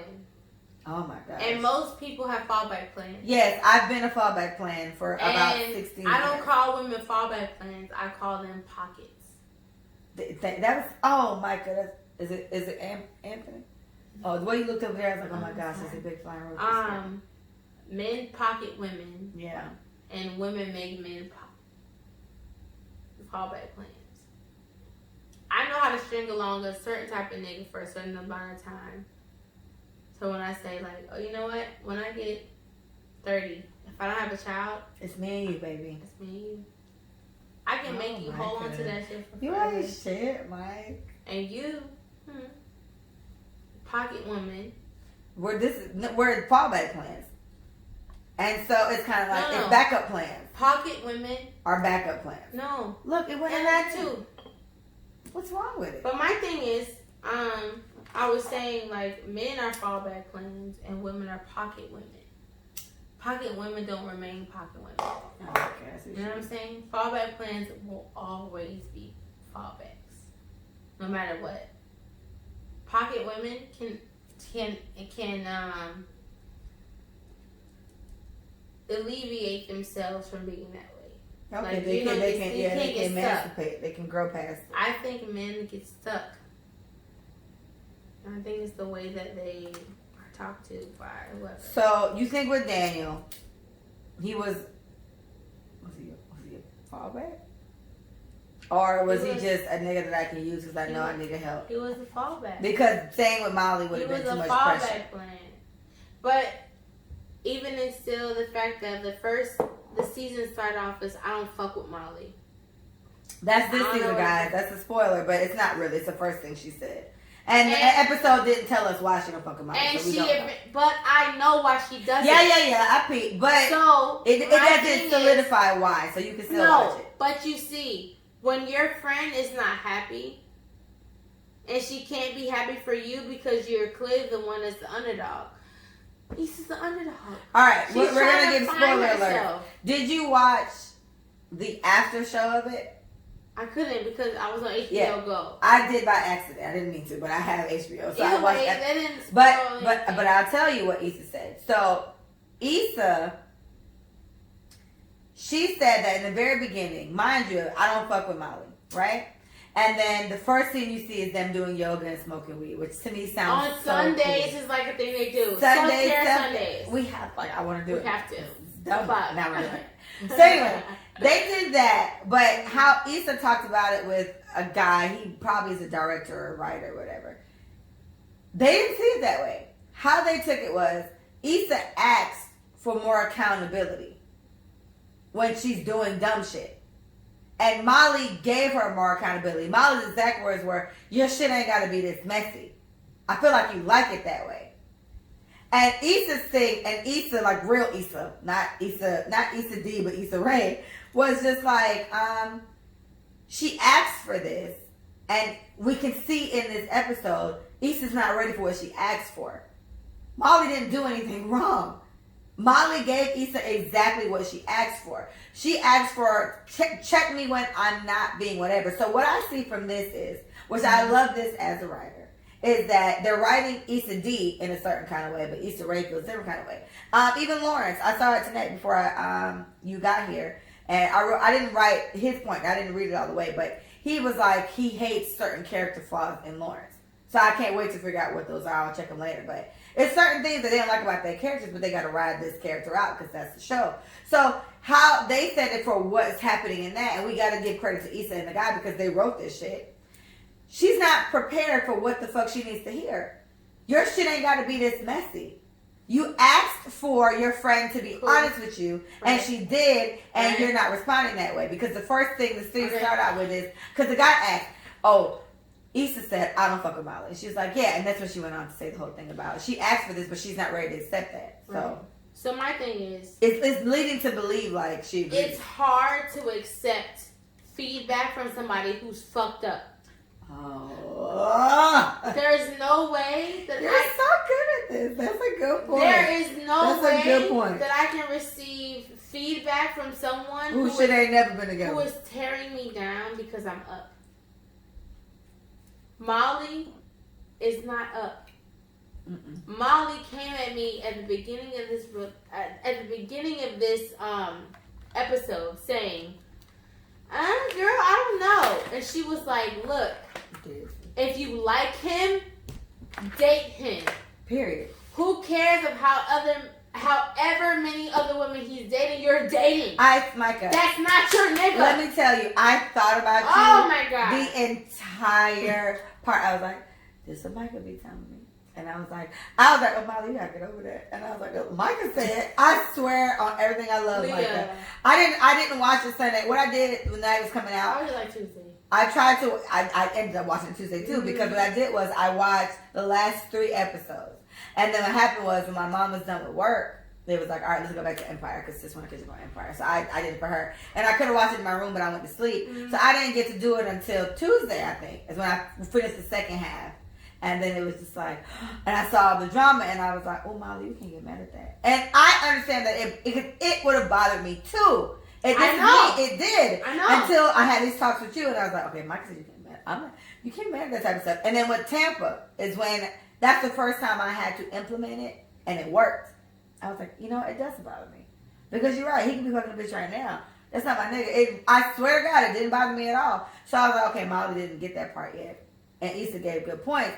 So while Molly may not, it's how I'm taking it now. While Molly may not have been all the way incorrect with her point, her delivery is probably trash.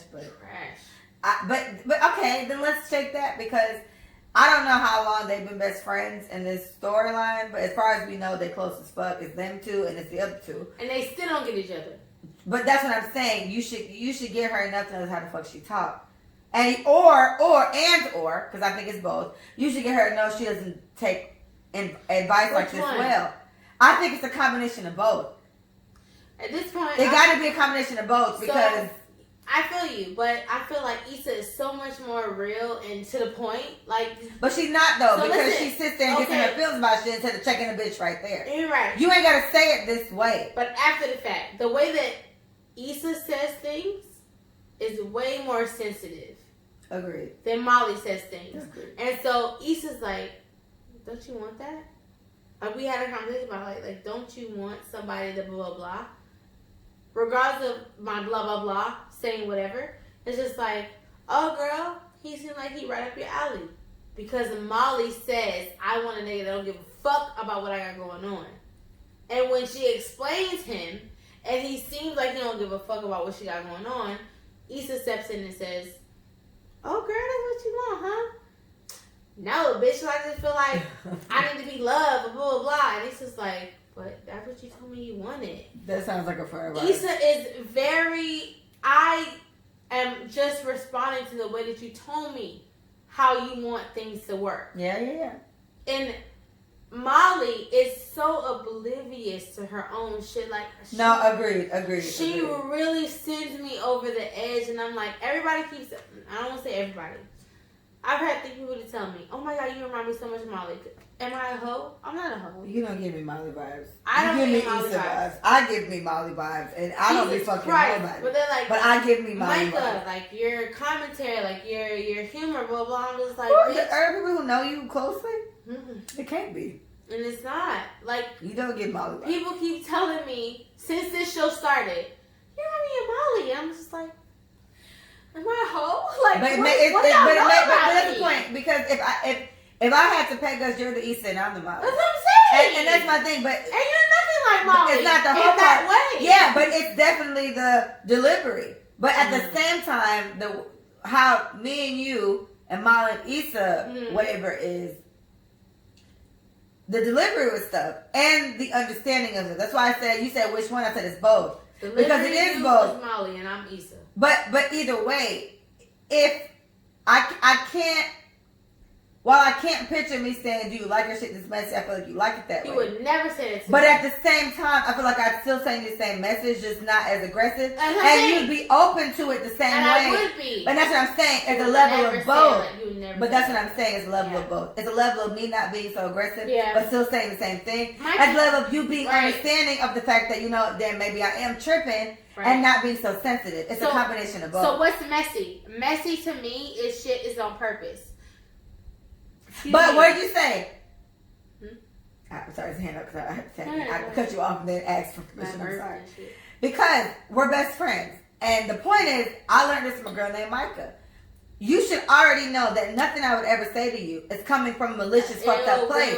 It has to be on some and to me, that was like the most, of all my friends in all my life, probably of all my family, everybody, the most freeing thing I've ever heard in my life, because it's so fucking true. If you know me the way you're supposed to know me, and we type the way we type, me saying Mike, whatever the fuck I said, and to be fair, that means you gotta tolerate some really off the wall shit. And I even agree, bitch, certain shit you ain't gotta say that way. You still me being as aggressive as I am, I still know what the fuck how to say and not to, you know what I mean? But still, you should know that though.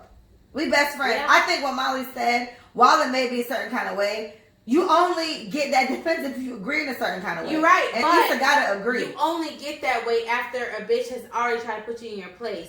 Molly, to me, is a joke. She's comical. She's a joke. She's comical. And it makes me upset that people compare me to her, because it's like, on the grand scheme of things, Molly owns up to nothing she does. You're dating these men, and you're basically patronizing these men. She seems to grow a little, but she don't acknowledge it. No, acknowledgement my is a big step. She literally, I'm liking you. I like you, and this is and you know what, guys? Let me stop. Micah knows how to date, so I'm looking at Molly as if you're an idiot. So let me take a step back. Because Molly does not date often, and she does not know how to date and explain herself to a certain extent where she can attract a man. Boom. Okay. Molly's a joke. Molly's a joke. Take one. You go on a date with a man. I'm serious. You go on a date with a man. You're having a great time. Another woman calls him. Is that your nigga? I had to look at the camera just to say that. Is that your nigga? No. You're dating him. And all of a sudden, you have a very honest conversation. So honest. He's like, yeah, I'm dating. Aren't you? Because you're single. I'm dating. And I want you to know that I'm dating. That's the part that reminded me of me so much. And it didn't, but listen, because I told you, I've talked to you about that. I know, but wait, real quick. I love you.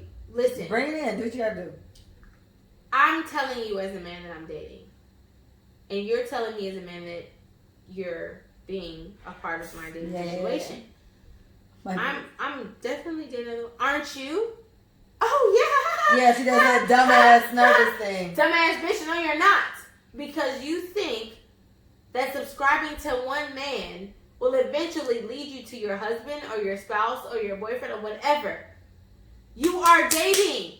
How could you not expect a man? Like, no, women are like the exception to the rule. Men have to feed on their masculine innuendos. Okay?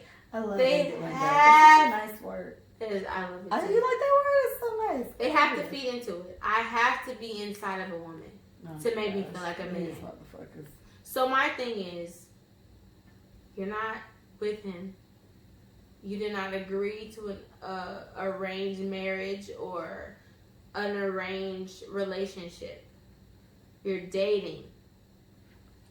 I can date you freely as I date anyone else. You flip out when someone else calls his phone. Guys, what I want you to understand is we create our own reality, right? If you want a relationship to be a certain way, you have to deem it that way. You have to say, you know what? I know we're nothing. I know you're not my man. I know I'm not your woman.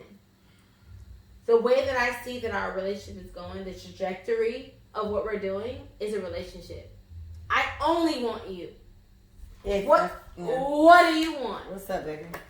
The moment he tells you what he wants, yeah, you know, I'm just out here. He ain't shit. Or he says, you know what? I can see me dating you. Like, I really feel good about me and you. But I want to take it slow.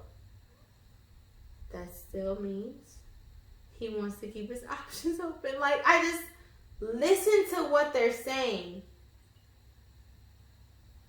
To me, Like- everybody, it's literally like if you ever seen The Matrix. And Oh, God. anytime The Matrix come on like TNT, I watch all of them. I love The Matrix, so I watch it all the time. Matrix is lit. But it's like taking either pill, and it's like you take one pill, you awaken to this. You take one pill, you stay blind to this, and it's kind of just that. Once you hear somebody say it to you that way, everything just seems so much more clear, and you peep the shit without even trying to peep the shit, and it's fantastic. So I'm about to hit Mike in a minute. Sorry. You peep it without even trying to peep it. Okay. Definitely. We'll sum it up. I'm skipping all these to end on this last topic, but to sum up the Issa thing, in general, if I have to give us characters, just on some best friend type shit, Mike is definitely Issa. I'm definitely Molly. There are definitely differences. Like I like Issa, but Micah is not as mum's the word weird about it. I feel like, and Louis to say, maybe Micah is like this with other people. She's not like this with me, and I would like to think.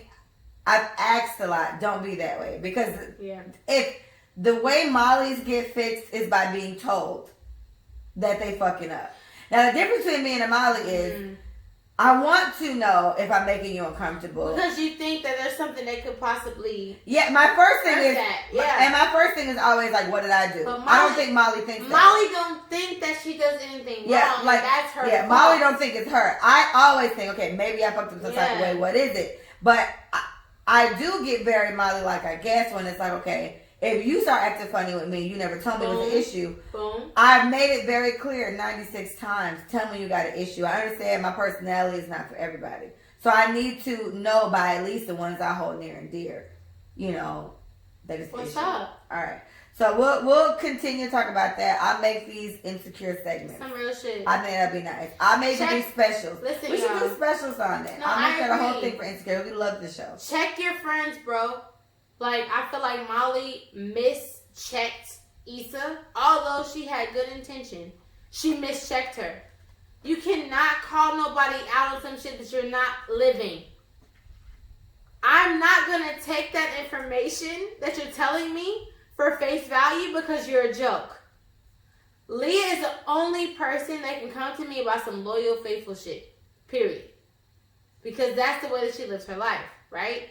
Any means necessary, whatever the cost, I'm going to tell you, face value, the truth. If anybody comes at me like that I know have lied, have cheated, and have been unloyal about some shit, I'm not responding to them the same way. Respectful, yeah. I can't. Do you feel like Issa has checked Molly Numerous on this times. Yes. about her behavior? Yes. And she does I not remember her respect kind Issa. of checking her on some whole shit. But she don't respect Issa. You can kind of tell too by the way she talked about her fucking block party thing. You right. And the first she thing downplayed it. that she was like, "Oh, you got them?" And Issa's face was like, "Yeah, those are big. Those are real." She was like, "Oh yeah, that's was true." like, Okay. yeah. Molly.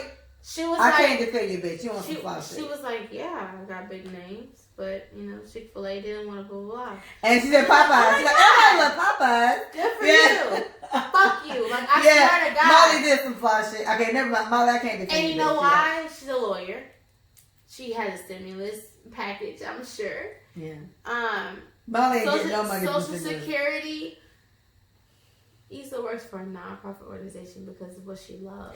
I thought about how that relationship wavers so much. But that's unfair. Like, okay, you work for a corporation, I don't. I'm an entrepreneur.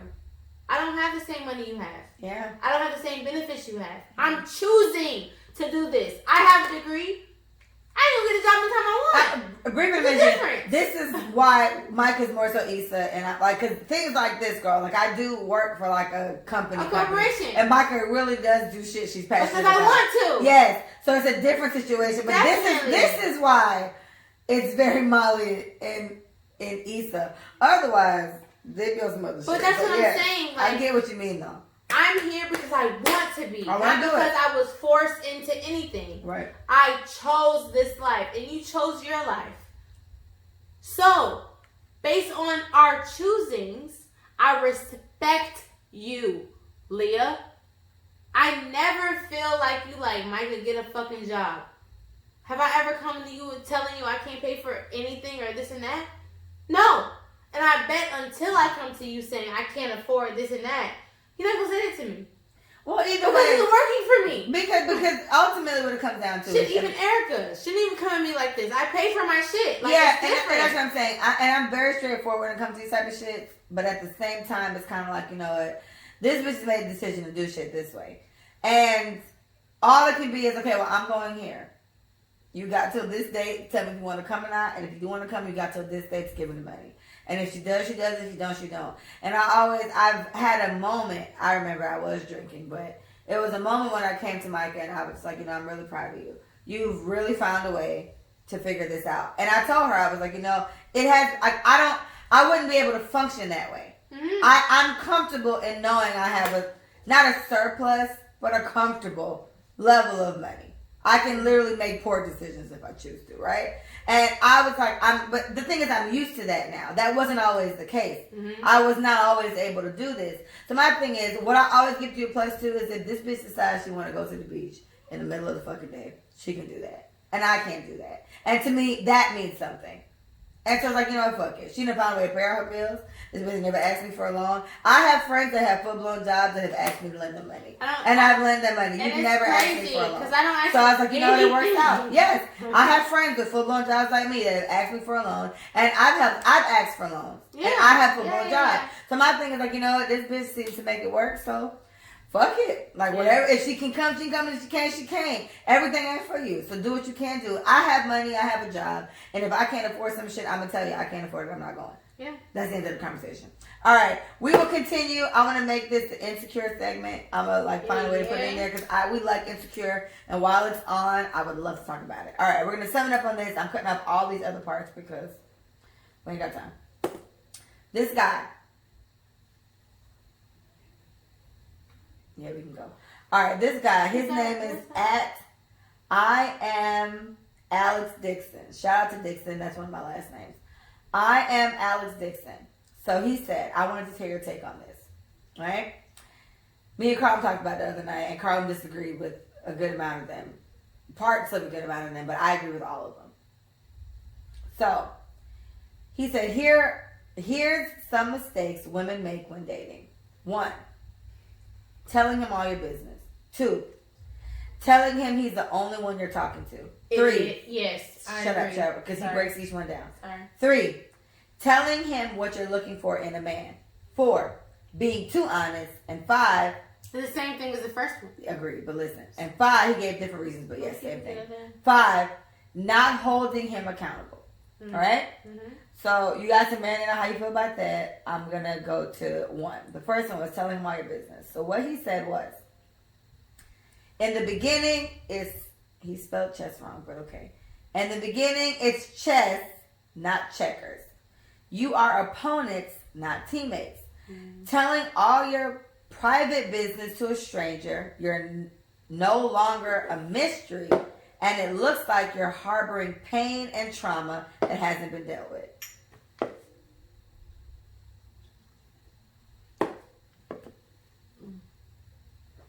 Oh, are we ready again? You're ready. What? Okay. Okay. Telling them all your business. In the beginning, it's chess, not checkers. You are opponents, not teammates. Telling all your private business to a stranger, you're no longer a mystery, and it looks like you're harboring pain and trauma that hasn't been dealt with. This is why he advises you not to tell all your business.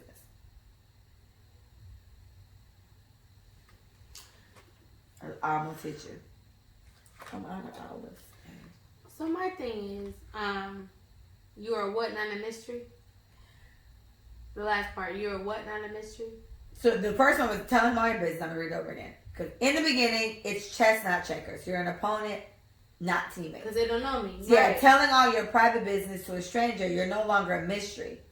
It looks like you're harboring pain and trauma that hasn't been dealt with. So my thing is, how are you ever going to get to know me if I don't tell you?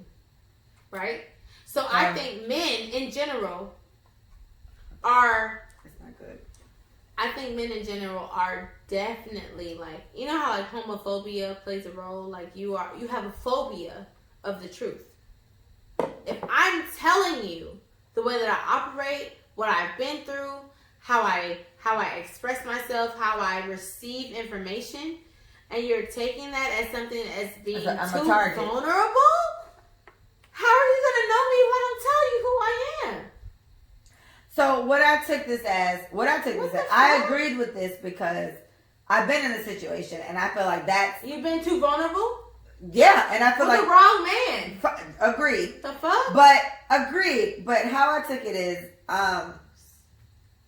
if I'm just going based off my list of guys that I've dated, I feel like this has always been the case. And the unfortunate part is, yes, I think the go-to logical way is I've just always picked piss poor guys. So we can go it that way. But I think the summary of it is, this is common enough for him to say this, and this is for the majority. And in his opinion, you're the exception. So niggas don't give a fuck. Exactly. That's my point. Okay, cool. The general thing is, as a man, he's saying that, man, this is what the fuck you do.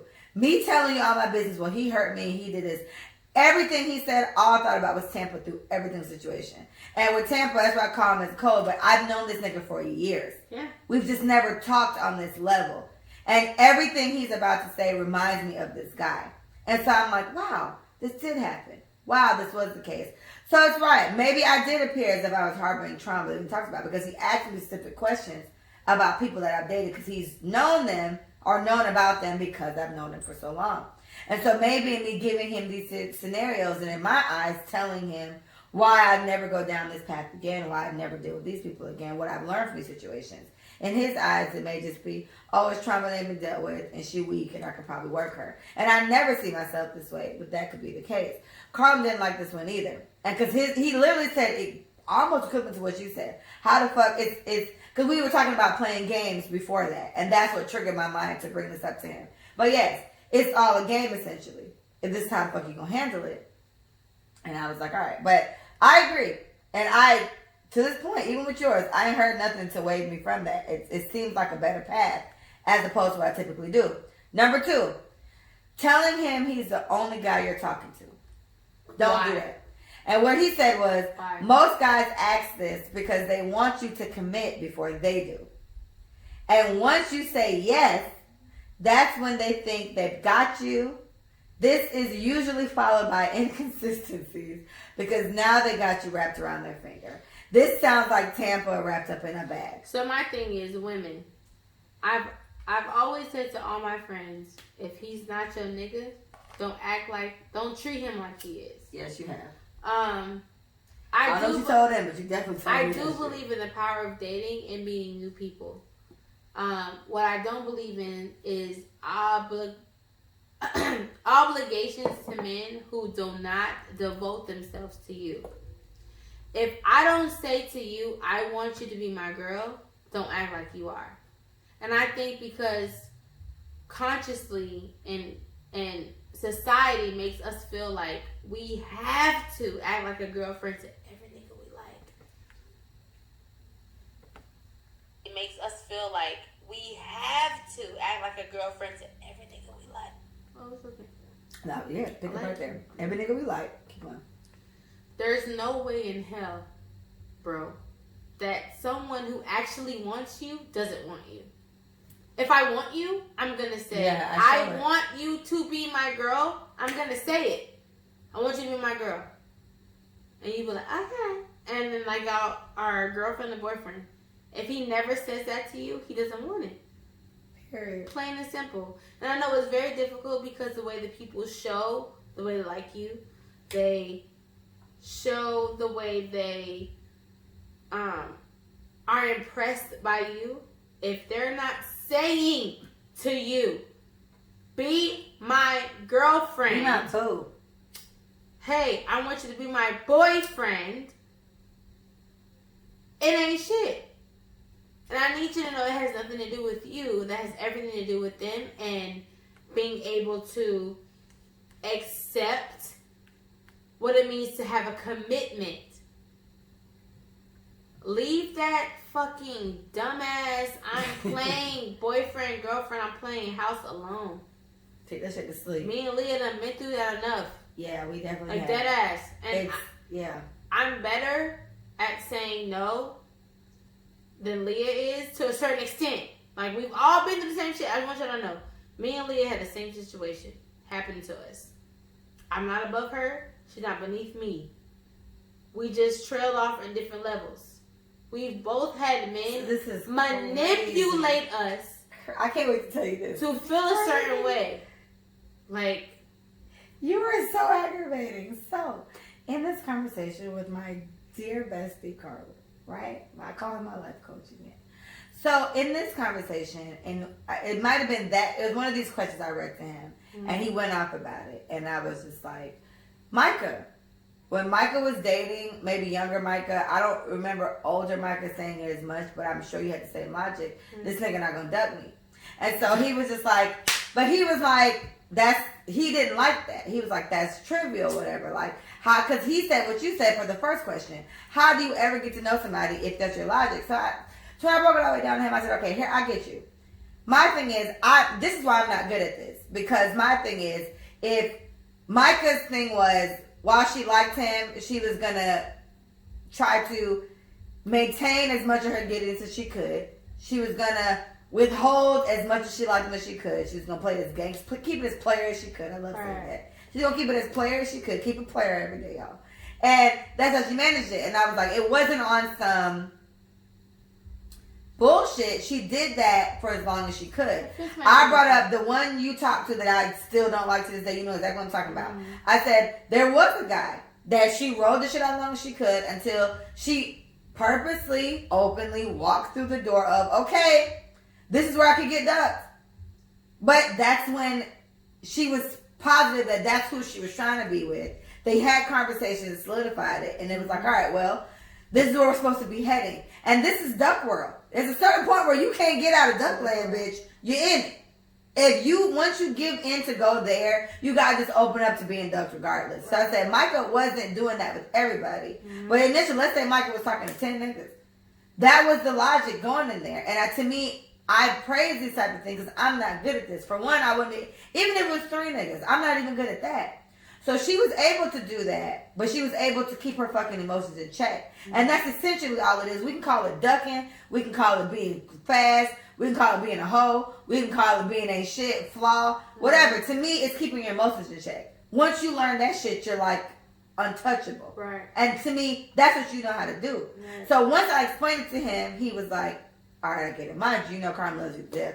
So he was like, well, I don't agree with that. I explained that. I was like, she wasn't just doing this shit with everybody. Yeah. But she was definitely playing, you're not going to duck me off rip. Once she gave into, I do like this nigga, and this is it, Michael opened herself to the duck shit. And in that particular situation, she did get played. And she accepted it. I got tried. It is what it is. Because Carmen was like, you can't do that. You just gotta be open. You get ducked, it is what it is. I said, she did do that at that point. Not by every nigga. I'm exactly. Not ducked. And so when he heard it that way, I think he agrees. I think that's how it is for him too. Yeah. He was like, okay, yeah. And I think what's really unfortunate about that, Leah, although me and you are very alike, we have different tendencies when it comes to relationships.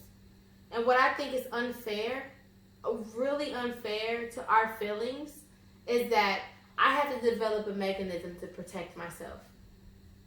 And that you have to figure out a way to not fall so deep. Like, literally, like, why do I have to build a wall? Why do I have to build a cage around my feelings about what I truly feel? Because you're going to just... I need you to do this with me, the high five. I need our thing.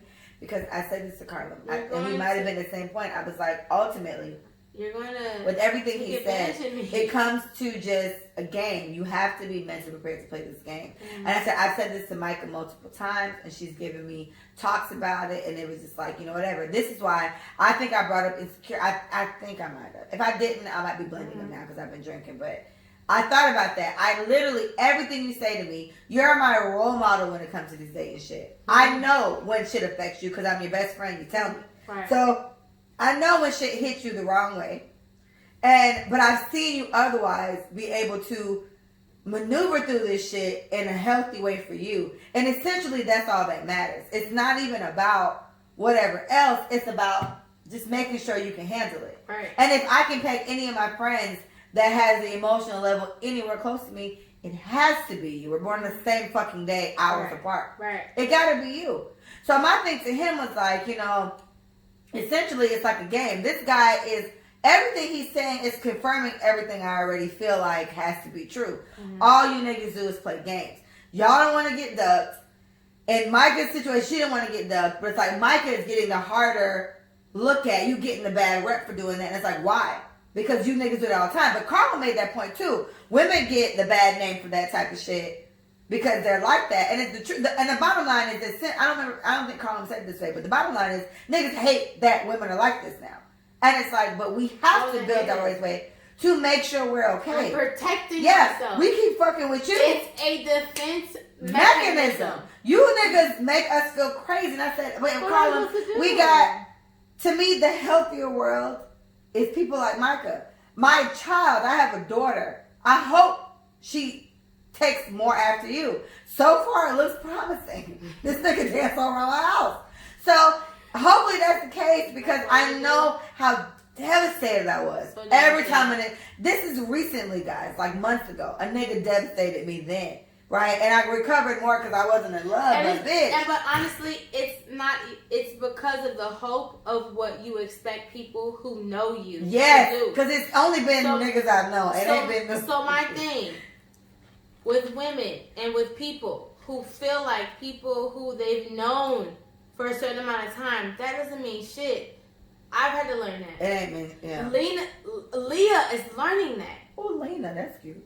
Like, it doesn't matter how long you know somebody. It's who that person is. You are what you are. Right? Yeah. It's who that person is and how they react to your actions and how they react to their own feelings. That's what I meant to say. They can be totally different people based on how they feel they should act. And literally, that's so important because I'm very privy to how emotional I may be in a moment and how I feel about a certain situation. And it's kind of like, you know what? Depending on how you may feel at that moment, like this is how we talked about advice. You can give me a little bit. You can take the rest. Is it? Let me see how much is left. You can kill it off. It's a lot. It's not that much. Just relax. Could you stop? You're on. Push it. Like, this is my second. This about to be your fourth. It's not. Stop! You ghetto. She's trying to get me. It's my third. I literally finished my second cup. You still didn't take a cup. I just refilled yours. We're on the same cup. Anyway, what I was saying was, It's very important to consider how you feel. And so my thing is, even with, and this is something you gotta be mindful of. I always bring up Tampa. Knowing him, I don't want. I hate that one thing. Okay. I just don't want you to. Even with Tampa was going through a situation. They came out of a long situation. Maybe that's why they were such a dick. But to me, what I am aware enough to give understanding to what they might have been through, and I am self-respecting enough at this point of my life, right before I met him, unfortunately for him, to not fuck with you either way, because you're too old to know better, and you disrespect, because as Micah said in the last episode or this one, at the age of 6, you know right from wrong. You knew what the fuck you were doing, and you did it anyway. And this goes into his last point, this Alexander Dixon. We'll come back to you, sir. So, telling him what you're looking for in a man. He said this is a big one. Simply because telling him what you're looking for is never a good idea. A man usually takes the script you read him and now knows what role to play. His focus should just be being the best version of himself. How do you feel about that? So my thing is, okay. I like Alexander. I get why people you gotta say. be my cousin or something.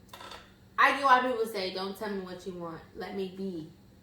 Right? Like, let me be. Like, let me be who I am. Swear, me and Carl, as close as me and Carl are, I need him to understand he has a thing for Pisces. Like, he does. Because we are meant to be. Literally, you sound just like this nigga. Like, let me be who I am, only because I've heard men say, if you tell me what you like, I'm going to be that. Right? I feel like men have a more susceptible way of, like, falling into what the girl they wants to be. And not the girl that they want to marry, the girl they want to fuck. Oh. Like, you assume the position of the woman that wants you. So if that's the case, oh cool. She says she likes sensitive guys. She says she like this. I don't have a type. I don't even know. If a nigga asks me, damn it, what's your type? Anything I like, bitch. Like, you're not gonna duck me. Bitch. But you're not gonna duck me. Like, you want me to bait you and to do anything. So you agree? No, I definitely do. And so for a man to manipulate a woman based off what she said, it's a predator. Yeah. I get predator vibe. I'm sorry to go that far. So Carlin didn't agree. Carlin didn't like this. Rape. I get manipulation. I get molestation. I get power. If you use any information that a victim has given you to empower them, you are a fucking predator. That was beautifully said. I'm sorry. You're a predator. You are a magnificent bitch. Bruh, but think about it. True. These niggas are predators. You guys are creeper. You're disgusting. Creepers. Where'd you get? Jeepers. Yeah. Bruh. Yeah. You gotta get pussy. Carl didn't agree with this, and I cannot remember his exact wording, but it wasn't on some creeper shit. It was more so like, there's nothing wrong with saying what you like. But what my thing to him, and how I know Carlin might be changing his tune, is when he seems like he's he's listening very intuitively. Like he was like, right, yeah. When he does shit like that, that's how I felt like, okay, his opinion is changing on the topic. So I feel like his might have changed here. But my thing to him was, I think this is brilliant because it makes all the sense. If I say I like a nigga to do this, my goal isn't to make you become this nigga for the next 3 months, because that's the honeymoon phase. I said, this is the honeymoon phase. Niggas do it, and it depends. If you're trying to get some pussy, then you're going to do what you need to do to get some pussy. So I don't need you to be that. I need you to be you. I need you to be the best version of you, because that's who I'm going to live with, assuming everyone. That's what I'm looking for. I'm looking for a long-term thing. With me, always assume I'm looking for a relationship. I'm never looking for a fuck buddy. I have people I can fuck, and I don't fuck them. And you don't. So that's how you know. Yeah, I'm not looking for fucking. I'm looking for everything else. I don't even want to fuck you if our mental ain't connected. I need to be like so mentally connected with you. That'll make me fuck you all the time. Like, let us be in a situation where, like, you just walk in a room and I just feel a certain kind of way. You speak about some intelligent shit. And I'm just like, It's called sapiosexual. Yeah, I have. It's demisexual. Demisexual is emotional, and semisexual is yes, both. I have hats for both. Shout out to MeAndNicoleBrand.com. These are me. I love that type of stuff. That turns me on. You can be fine as fuck, and I still don't want to fuck you. I can know your dick is good, and still don't want to fuck you because I'm not turned on to that. So I think this is a brilliant way, ladies. Shout out to Alexander Dixon. We're going on to the next. You tell him what you like, he's going to play that role for as long as he needs to get what he wants to get. All right, so here's what he said about being too honest. And you said this goes to the first one. And I didn't peep that as quick as you did. And this is why you're such a gem. But I did peep it when I brought it up to Carla. We talked about it because I was like, you know what? This sounds like the first thing. But what he said was being too honest. I'm not a fan of lying, but sometimes you got to learn to let his mind wander. And that's where it takes a different page because it's kind of just like, do you miss him? Yeah, you miss him. But don't tell him. Let his mind wander. Yeah, you may want to see him tonight. Or, yeah, I'm horny as fuck right now. My pussy is super wet. I would love for you to slide in here. Okay. Don't tell him. That's how I took this. So and that's why I differentiate. So based on what you're telling me, you're feeding me a certain thing. Right. That's why go based on what you think. But that's what I took from that. So what you took from that is like, it's not the first one altogether. Not all your business. I don't want to give you too much. Yeah. I want you to know that I'm interested, wonder. Right? Yeah. So my thing is with the whole make his mind wonder thing, like, if I got you, I got you. Mm-hmm. Right? So that's my thing. Like, honestly, like, I want to learn. I literally had to tell her. She's so a nigga literally told me I miss you, and I said, why? Okay. And he was like, what do you mean? I was like, what do you miss about me? Like, what do you really miss? Because for me, just personally, like, when you project, you better make sure you ain't not my. I didn't. You didn't. When you project feelings onto people, you make them feel. I don't want to make you feel anything. I want it to be natural. Leah. Yes. If I say, what do you miss about me? Just because it's just involuntary for you to say, I miss you. Because you like me. Right? Yeah. I miss you is cute. It's not a feeling. It's a saying. Yeah. I miss you because it's cute. It's involuntary because it's just an emotion you're feeling. But the question is why? Why do you miss me?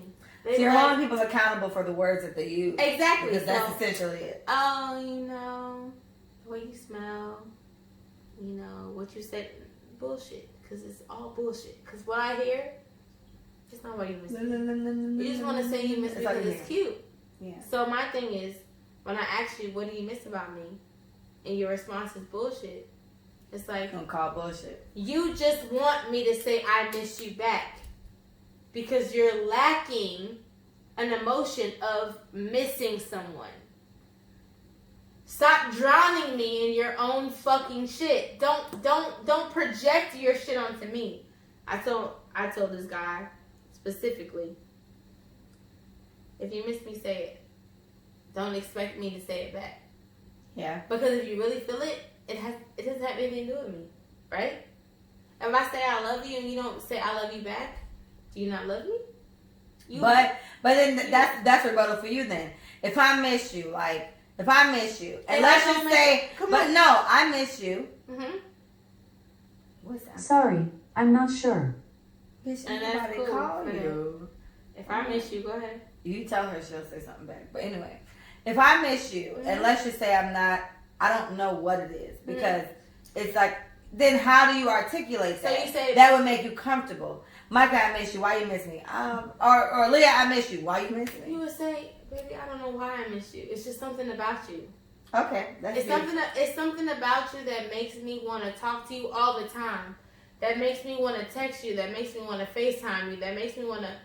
They cannot stop talking because they miss you so much. Like that is like real feelings when it's unexplainable.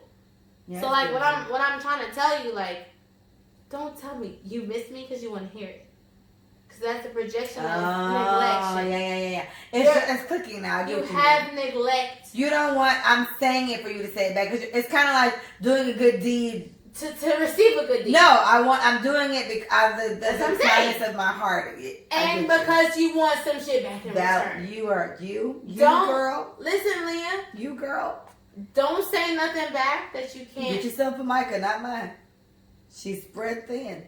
Thin. thin. That's We it. have That's all I no got. more room. Like, literally, It's enough for us. if I say, I love you, Leah, I'm going to tell you why. So I'm going to say, I love you, Leah, because you make me feel this. You're my best friend, blah, blah, blah. Like, every time I blah, blah, blah, blah, blah. And the easy button for her is, we've been friends for a year. That's what I'm saying. I can just So pour. there's no question. Right? Right. We get it. We understand why. Right. We say it every time we get off the phone. Shout out to Bree. Bree's the biggest. Bree says it every time. You did. And here's my thing. We'll talk. I got to tell Bree. Because it's like. Bree is. Because it threw me. When you first started saying it, I was just like, okay, bye. Because it was too much. And I had to check myself. Like, why does that make you uncomfortable? It's not normal. Do you not love your friend? I do love you. You do love me. I love you. I love you too. Bree says it every single time. And my thought was, okay, because you started saying it before we even got close to Bree. Mm-hmm. So I was like, all right, this is Micah's thing. I love you. Goodbye. I don't know how, Bree says it every time. Every single time. What. And it was like, it's a lot. Yeah. And my thing was like, I say I love you back. Sometimes I just say, okay, bye. And then it was like, okay, why does that make you uncomfortable? Mm-hmm. Like, I literally, as of like today, like, do you not, hours ago. It's like, do you not feel the same? Yeah. And like, I love her. I do love her. Yeah. Why does she keep expressing that to me? Is she overcompensating? Like, I gotta ask myself, why do you feel so uncomfortable? And me too. Okay, thank you. Because and I thought about everybody. This, but what I thought about it is, I was like, this is today. I thought about it is, okay, you know you. Like, I'm not the let's hug every time we see each other friend. Mm-hmm. I'm not a hugger. Mm-hmm. I don't want to hug. Because you I love you. Don't touch me. Yeah, because you're not that person. If I haven't seen you in a long time, like right now, and this is the worst time, but this is the time I want to hug all of you. Mm-hmm. Because I haven't seen you in so long. Yeah. It's like, oh, man. Breathe on me. Corona. It's fucked up. But now is when I want to hug these bitches because I ain't seen them in a long time. But in general, I don't want to hug nobody. I'm not a hugger. I'm a, hey bitch, what's up? Let's do a shot. Let's have a handshake or something like that. So what I thought about was, I thought about Bree, and we know Bree's personal life. And Bree has things like the rest of us. And Bree's shit affects her differently than it affects the rest of us, right? Whatever she's dealing with affects her in a certain kind of way. And my thing is, maybe that's the draw to Bree, as to why it's always a I love you with us. And so that's what eggs me on to make sure I say it every time back. Because you going through shit. We all going through shit. I'm going through shit. Like, this is why I'm doing this big, we'll talk about it off the air, but I'm going through some shit right now. It's a moment. But it's not life-threatening. Right. I have my little moments, whatever. And I'm peeping what'll make me feel better. And what I think will make me feel better is cleaning my space. Mm-hmm. This is why you go there. Like, there was rough, but here is like Melissa. It's beautiful. It's magnificent. And it's going to be great there. It's my little space because it's like 19 bitches in my house right now. It's a lot. So that's what I think about when it comes to Bree. No, I get it. Maybe the thing for Bree. And maybe she needs that back, and that's why she says it. And the bottom line is we love the bitch, so we say it back. It doesn't mean anything, but we're not used to it. Right. So it could be a thing for us. You're not used to being told I love you every single time you get off the phone. Yeah. And every time it gets weird for me, I think about you. Well, you don't say it to me every time. But you say it to me, I give you a solid 80. Yeah. I say it enough for you to know. Yes. Like, you said it enough for me to know. So I was like, this is crazy. But not every time. But you say it a lot. Bree has beat you at this point. But you were number one at the point, and no one ever does that. Every time she did. And so my thing is, and I'm happy that it made you feel weird too. And this is we're talking this out live on the podcast. But it's a compensation. Yes. For what it is. If my norm is every now and then I love you, and after long conversations, I'll talk to you for 2 hours. Yeah. And I say I love you. Yeah. If we talk for 30 minutes, I don't have to say it. We talk to Bree for 20 seconds. That's what I'm saying. And for her, the projection of that is, I need to be loved back. Pause. Let's just check and make sure. The projection of hers, I need to be loved back. And for her, the projection of that is, I need to be loved back. I would like to save this. Just wave your arms. Flaring, yeah, keep doing that. Flame, you're not flaring enough. Flare, you gotta flare. You see how to do it? Yes. Flare some more. Bitch. I'll flare some more. I need to know. So, Just put your hand down right now. Can I do it? Yes. I'm not gonna see that when I'm scanning through. Look. When I'm skimming through, you gotta make it prolonged so I can do that shit. To the floor. And let me see you shake it. Oh, let me see you shake it. You can even do it slow. You can even do it slow. Take it where you want. Take it where you want. And take that dance to the floor. Pop something, move something, shake your tail, fella. Oh, let's go. Oh, to the floor. You. My hair is gonna. All right, come on, catch me. We almost done. We got 2 more. Kirsty, And Listen. for her, the projection of that is, I need to be loved back. Got it? projection. Go right now. So she needs to be loved back. So I can understand I that. just feel like it's a projection of what you feel, right? So like I do feel that uncomfort comes from your own feelings based on whatever's happening. So like if I continue to say I love you, I love you, I love you, it's because I've heard it. Right? Right. I've heard it. So I'm just regurgitating what I heard from the people that love me.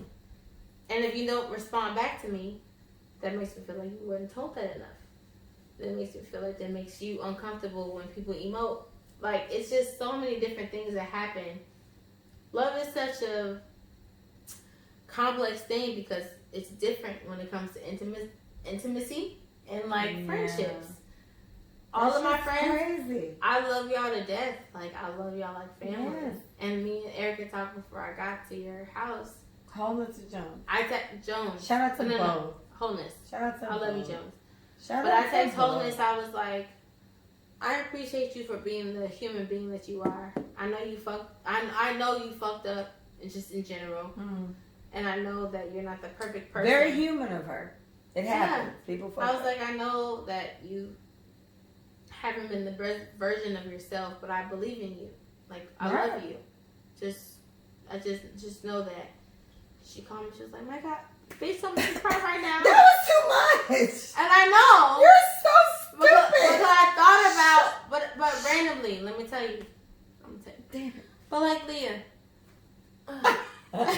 I threw it. Well, Leah, something like vicious at her. literally Give it coming to your house, I felt something, and it said Erica, and I was like, let me text her. And you should. And so when I texted her, I was just like, I love the person that you are, and I know you've been through a lot, and I know you're not the best version of yourself all the time, but like I appreciate who you are to me. Okay. I appreciate who you are to me. And like me and Leah had a moment like a couple of weeks ago. I don't want to talk about it. And like I truly believe the relationships that we grow You and tend that to, right? you elevate who people are. Like you encourage the best out of people. And so when I said what I said to her and I sent it to her, I was like, whatever. I'm almost to Leah's house, whatever. She called me, she was like, bitch, I cry right now. And so I was like, she will.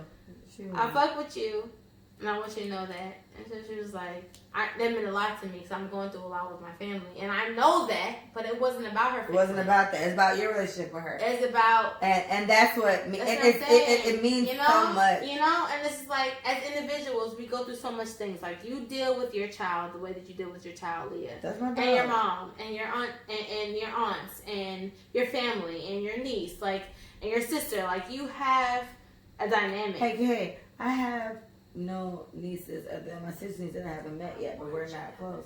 I'm waiting for people that are more in my vicinity to have a child. True. None of them have children.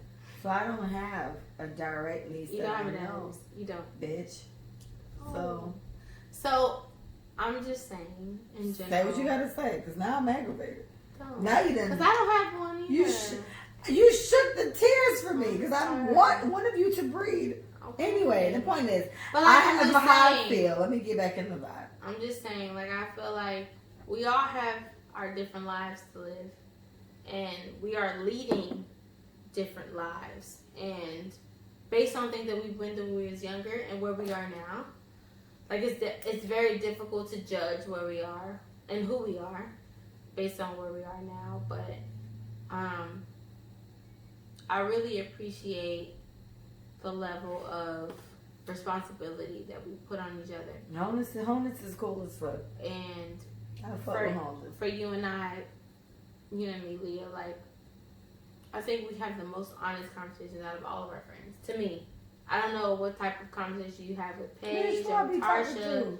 But I'm just saying, I feel like I emote to you a lot about how I feel about certain things and about how things work, and I think I get the same from you. While I give myself, I'm honest to everybody about everything I say to them. However, I feel like I've talked to you about I cut off a close friend recently. Mm-hmm. No one else knows that. Mm-hmm. Like to this day, you're still on the way. My mom don't even know. I tell her shit nobody extended. Else knows about exactly. So you're right. You definitely get the most honest, the most all part of me. I cried. It was a lot because I was so upset. Yeah. But I was hurt, and it was the thing. And I come to the bitch that I know. You give me and I think you give this to everybody. And this doesn't bother me because you know how I feel about I need to be specialized. Yeah. However, this is you. Mm-hmm. And this is great about you. And this is what I've had to learn to accept. For everyone who's like me who don't like sharing their best friends. Because I had this issue with Tarsha, I had this issue with Micah. And I've learned to get over it because especially Micah, I can say, has found a way to still give a bitch her time. If that makes sense, right? So I've come to you about this shit you know that they don't know. Oh yeah. And it was just on some. I don't wanna feel like I'm talking shit because I'm one of the people too that's just like, you know what? I don't like. I'm all for you got a problem. Say you got a problem. Yeah. And it's very honest. I'm very team that. And it's like, okay, in this particular situation, the only person who would understand this as much is her. Because they're very close. So it was like, I had to reiterate this to her. I did this today. She was like, oh, wow, are you okay? Mm-hmm. No, I'm not okay. I started crying. It was like a lot. And I told her why I did it. And I was so offended by this. And how could she do this? And I do all this every time. And she didn't do this for me. And Micah said, I understand. Thank you. Let's go drink. And we went on and we had our this is like the day after our birthday. It was a lot. Like it was very close. Yeah. So you're absolutely right. I'm just going to say, the most honest conversations, I can definitely co-sign it. Right. I definitely give you some of the most honest conversations. Not on the strength of lying to anybody else, but Micah definitely knows some shit that I haven't talked to everybody about because sometimes it's things where you just have to tell somebody. Yeah. And I have to pick somebody that I feel like, if anything, it relates to you more. Mm-hmm. And I trust you to just give me what I need to hear and not speak of this shit otherwise. Exactly. And this is why it's like, you know what, you're told. I'm not going to say anything to anybody because it's not about anybody else. Yeah, a bitch had a moment. Like, let a bitch cry. Like my mom is almost 63. And she was like, Micah, how do you deal? This looks solid 35. It's uncomfortable. She's my age. She said, how do you deal with people coming to you about someone else's problems? How do you deal with that? That was the point we made on the podcast I'm trying to save, Mike. Mommy, if you're uncomfortable, say, I don't want to talk about this. Call someone else. I have nothing to say about the situation. I don't want to deal with it. She was like, people just keep going and going and going. I'm just nodding my head and blah, blah, blah. I was like, Mom, you're already not contributing, right? Is this on friendship things or therapist level things? Friendship, because it's hard. Like for therapists, right? It's hard because me and your mama talk. Okay, brief admission. Micah's mom gave me the quickest impromptu therapy session ever. This was Mia's what? That's right. First birthday. Mia was not alive. We had this conversation when I first stopped talking to Erica and Kiara. Yes. And that was the first and last. And we talked about it. Your mom did that. And I was like, well, no. She's like, well, Leah, Oh. But no. You resented that one. Yeah. And my thing is how I talked to your mom about it. We had another conversation afterwards about me and Manny and stuff like that. And that was general conversation. And in that conversation, your mom and I and you, we all established she couldn't be my therapist. Because she couldn't be my therapist because of the emotional thing. She sees me as one of her kids, right? So it's very difficult, right, to give the subjective opinion you're supposed to give as that. That's why I asked, is she doing this as a therapist? Because as a therapist, it's like, Mom, you're failing. You got to be able to do this. But as a friend, it's hard because you know everything else that they've been through. But how does that? Okay, I'm gonna ask Deb. I'm gonna try. The goal of 2020 in this is to get Deborah on a podcast at her house because I'm gonna ask her. That's dead ass rain. I'm gonna ask her questions like this as a therapist. How do you do this without doing this? How do you do this without doing this? You're gonna be in the episode. Tell me you're ready because I'm gonna ask questions about you guys. But technically, she wasn't doing therapy with you. She was being she was just being a mom. Low key, she's being a mom figure for me because that's what I see her as. Her and Geraldine. That's it. Yeah. So for her situation there, what she asked you, it was on a friend level. How do you do this? Because how do you do what? What she asked you, she was like, how do you handle being there for so many people? You know what I mean? And then it's like you gotta take this and this. Yeah, it has to be difficult. So my thing is, it's not difficult because I don't cross. You handle it very well. Manipulate.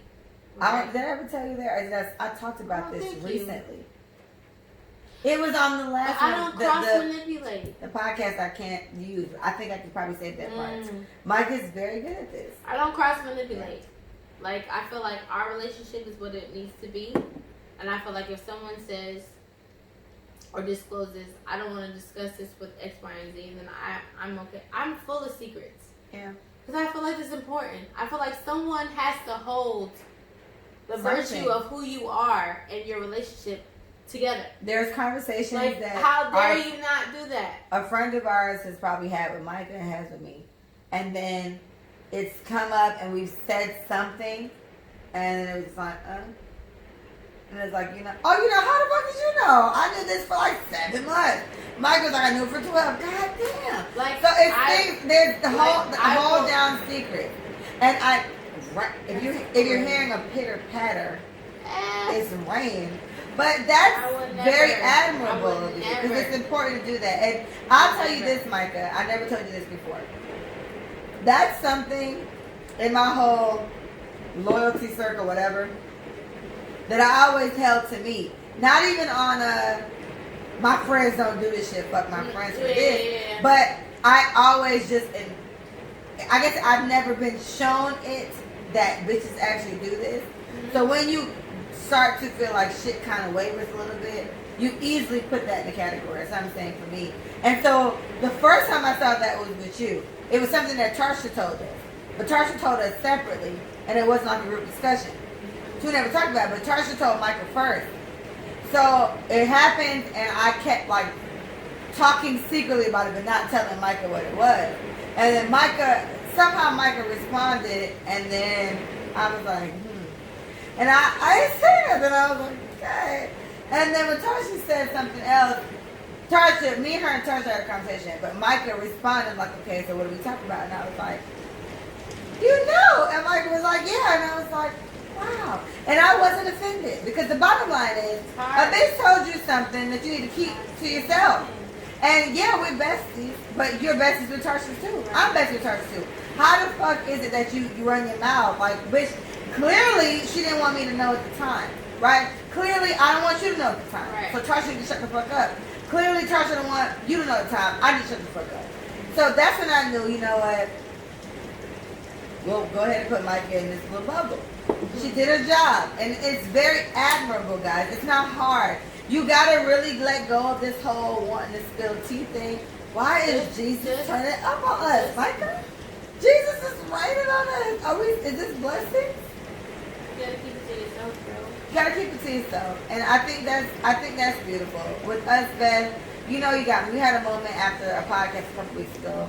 We talked about a whole bunch of stuff, and I'm very close to this bitch, and it's been a lot. We have the same birthday, same day, and like I've said many times, we don't agree on every single thing. But I would give me and Mike a solid 98 at this point. Definitely. It's really that crazy, and this is in accepting that we deliver shit differently. Yeah. But why I still sum it up that close is you get the same fucking outcome. We're still saying the same shit, just different ways. And this is why our friends are so lucky to have us. I feel like they're blessed. Yeah. Because you know who to come to get what you want. All our close friends have known us long enough at this point. Well, Our newest ones that are close enough is probably like a Sadie, Amber, Bree. It's like shit like that. They've known us the least amount of time, but they've still known us long enough to know right. who to come to when you need this and that.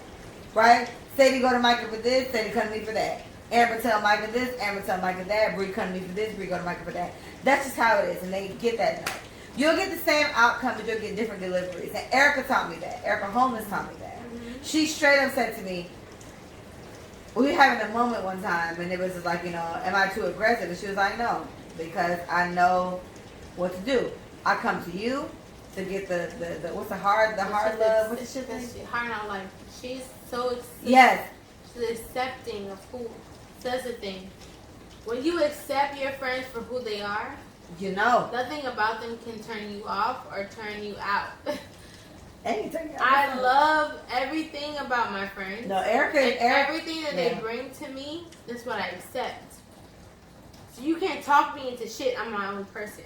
So like you have to start thinking about, okay, are my friends' decisions and what they think, does that affect the way that I move in life?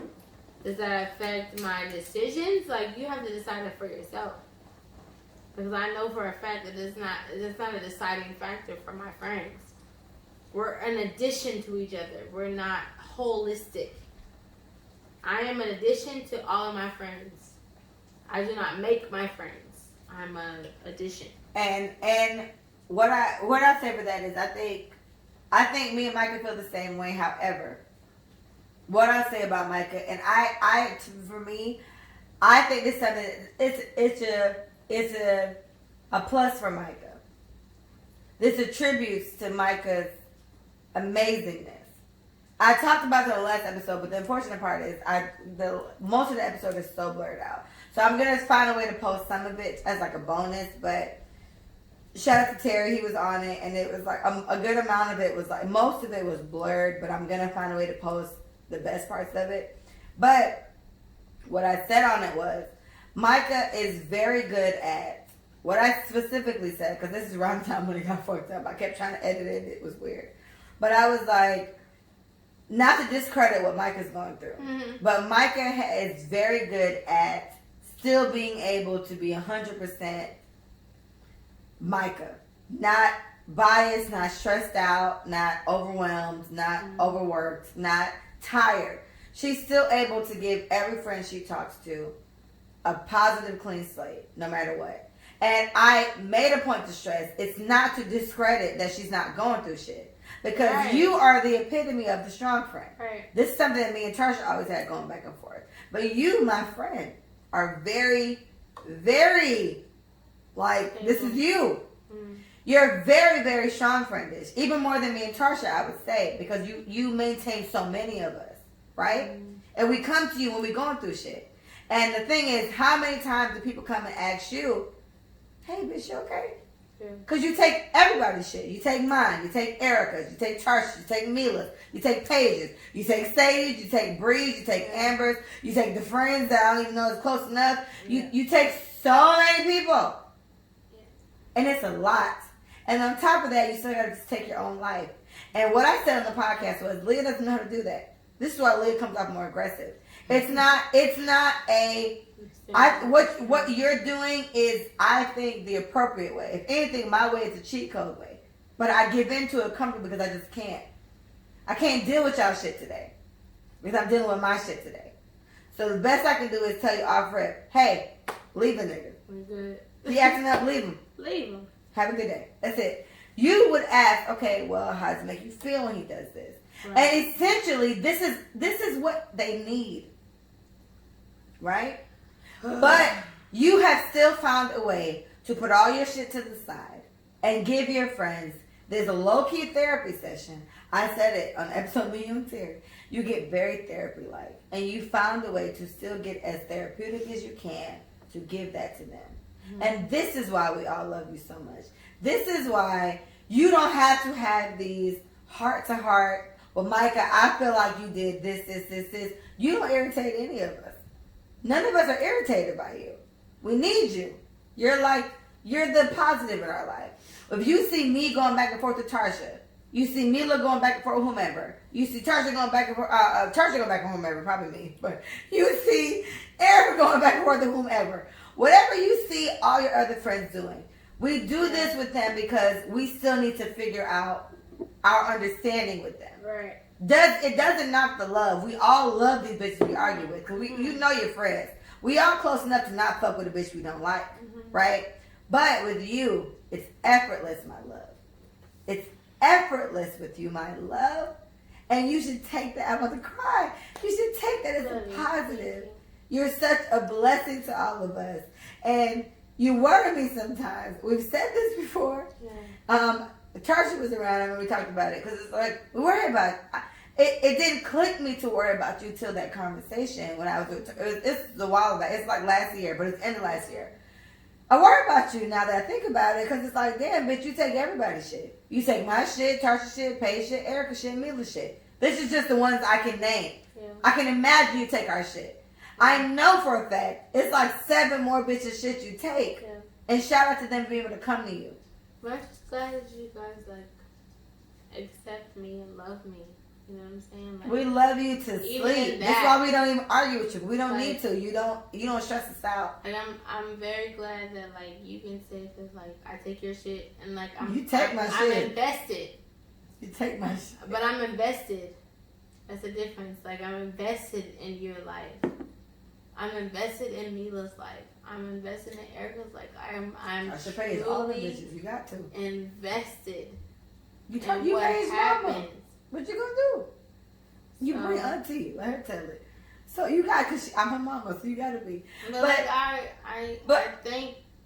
I thank you for even going through this dissection of what it is. It's a lot. Like I really appreciate that. That worries me. If I think about it too much, now I'm concerned. But my thing is, I don't believe it. Now I'm worried. But my thing is, you know that I cannot not talk about what's happening with me. Yeah, because you're like me. This is where we relate. So this is what me and Leah mean back up. I cannot not tell you that I'm aggravated.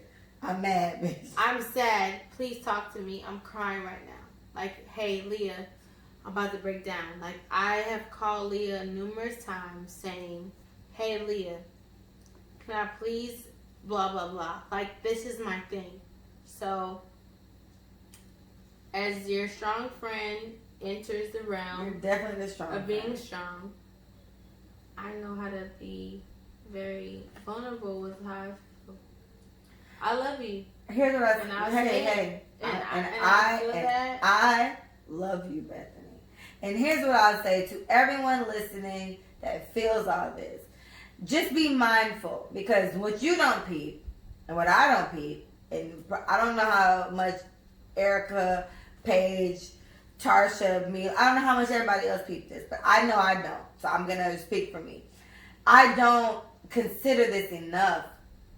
It's been a few instances lately, I feel like, that I peeped it, but it never really crossed my mind like, damn, is this bitch okay? And that's what you need to think about.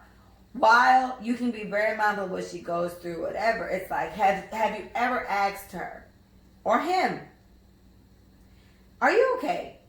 Yeah. I come to you all the time and pour my shit out to you all the time.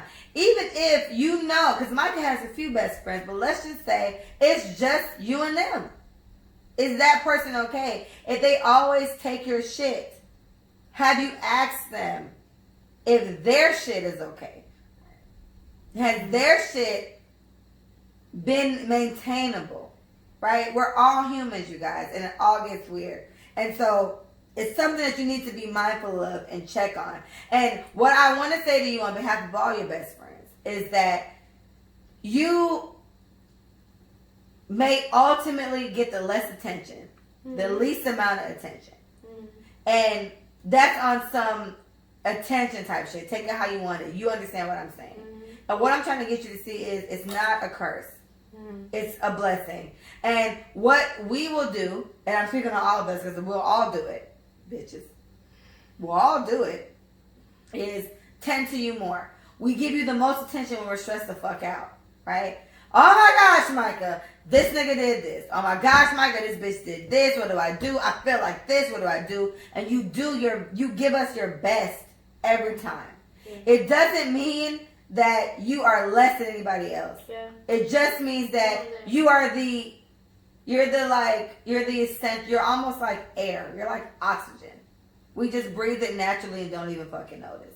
You're like that. And so I need you to understand that that's what you are for all of us. You are the given. You're the given. You're the plus. You're the simple. You're the naturally happening type of thing. And you may be taken for granted from us. We don't see it that way. But I think it's something that we need to reiterate to you a little bit more. We love you dearly. And I never want you to feel that, because that's what happens.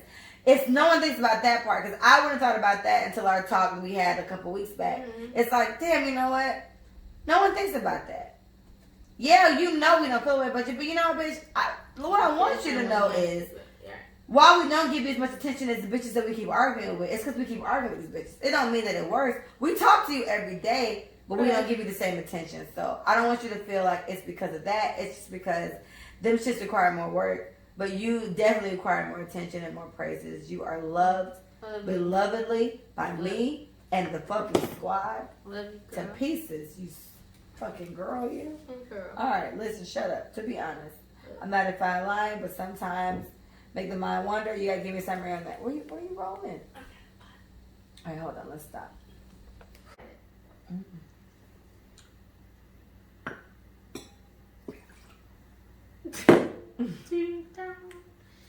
Teen drinking is very bad.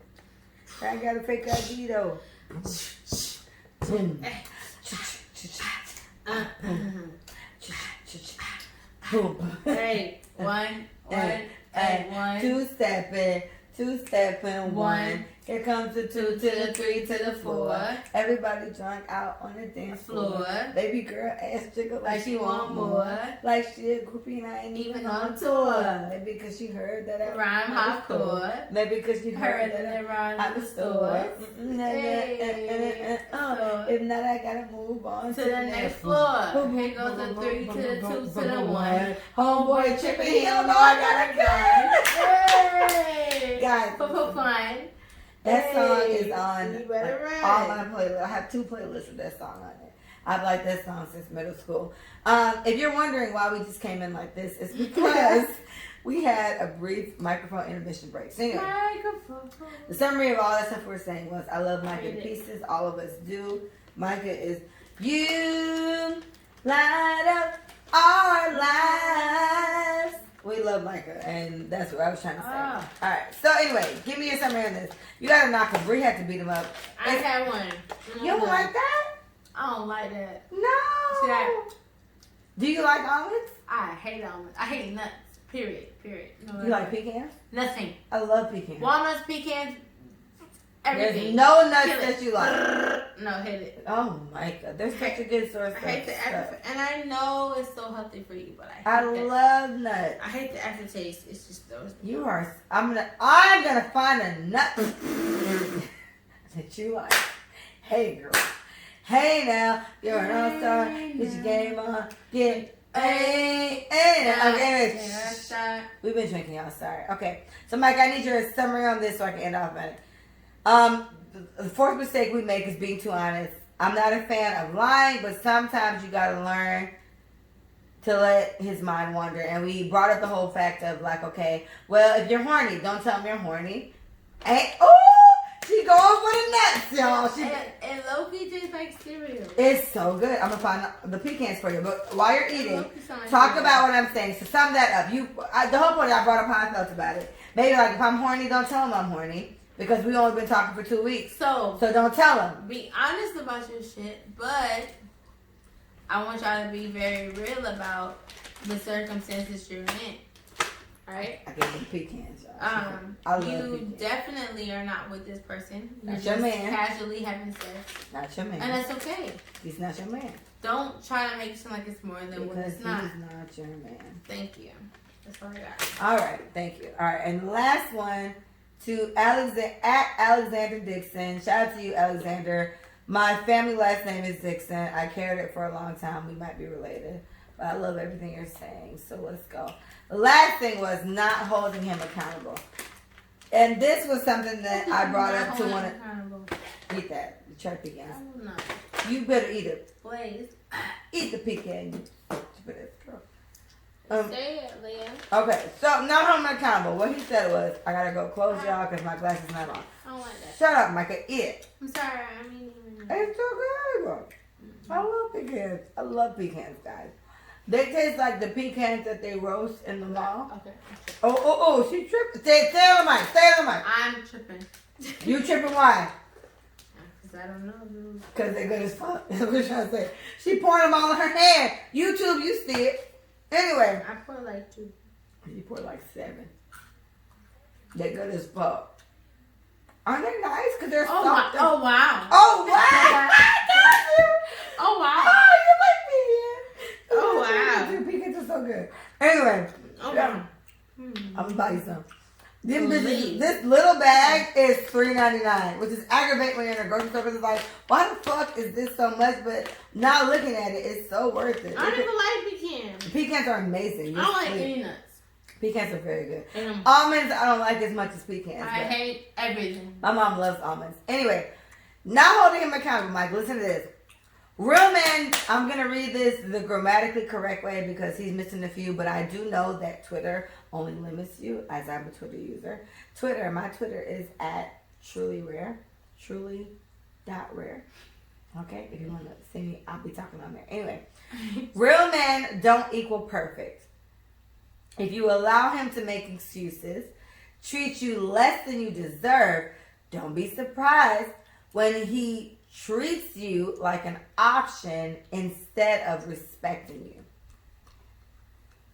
you. Does anybody see any wrongs in that? Because that sounds like gospel to me. If I ever heard about it. No? Personally, I think it just goes back to like treat people how you want to be treated. It don't work.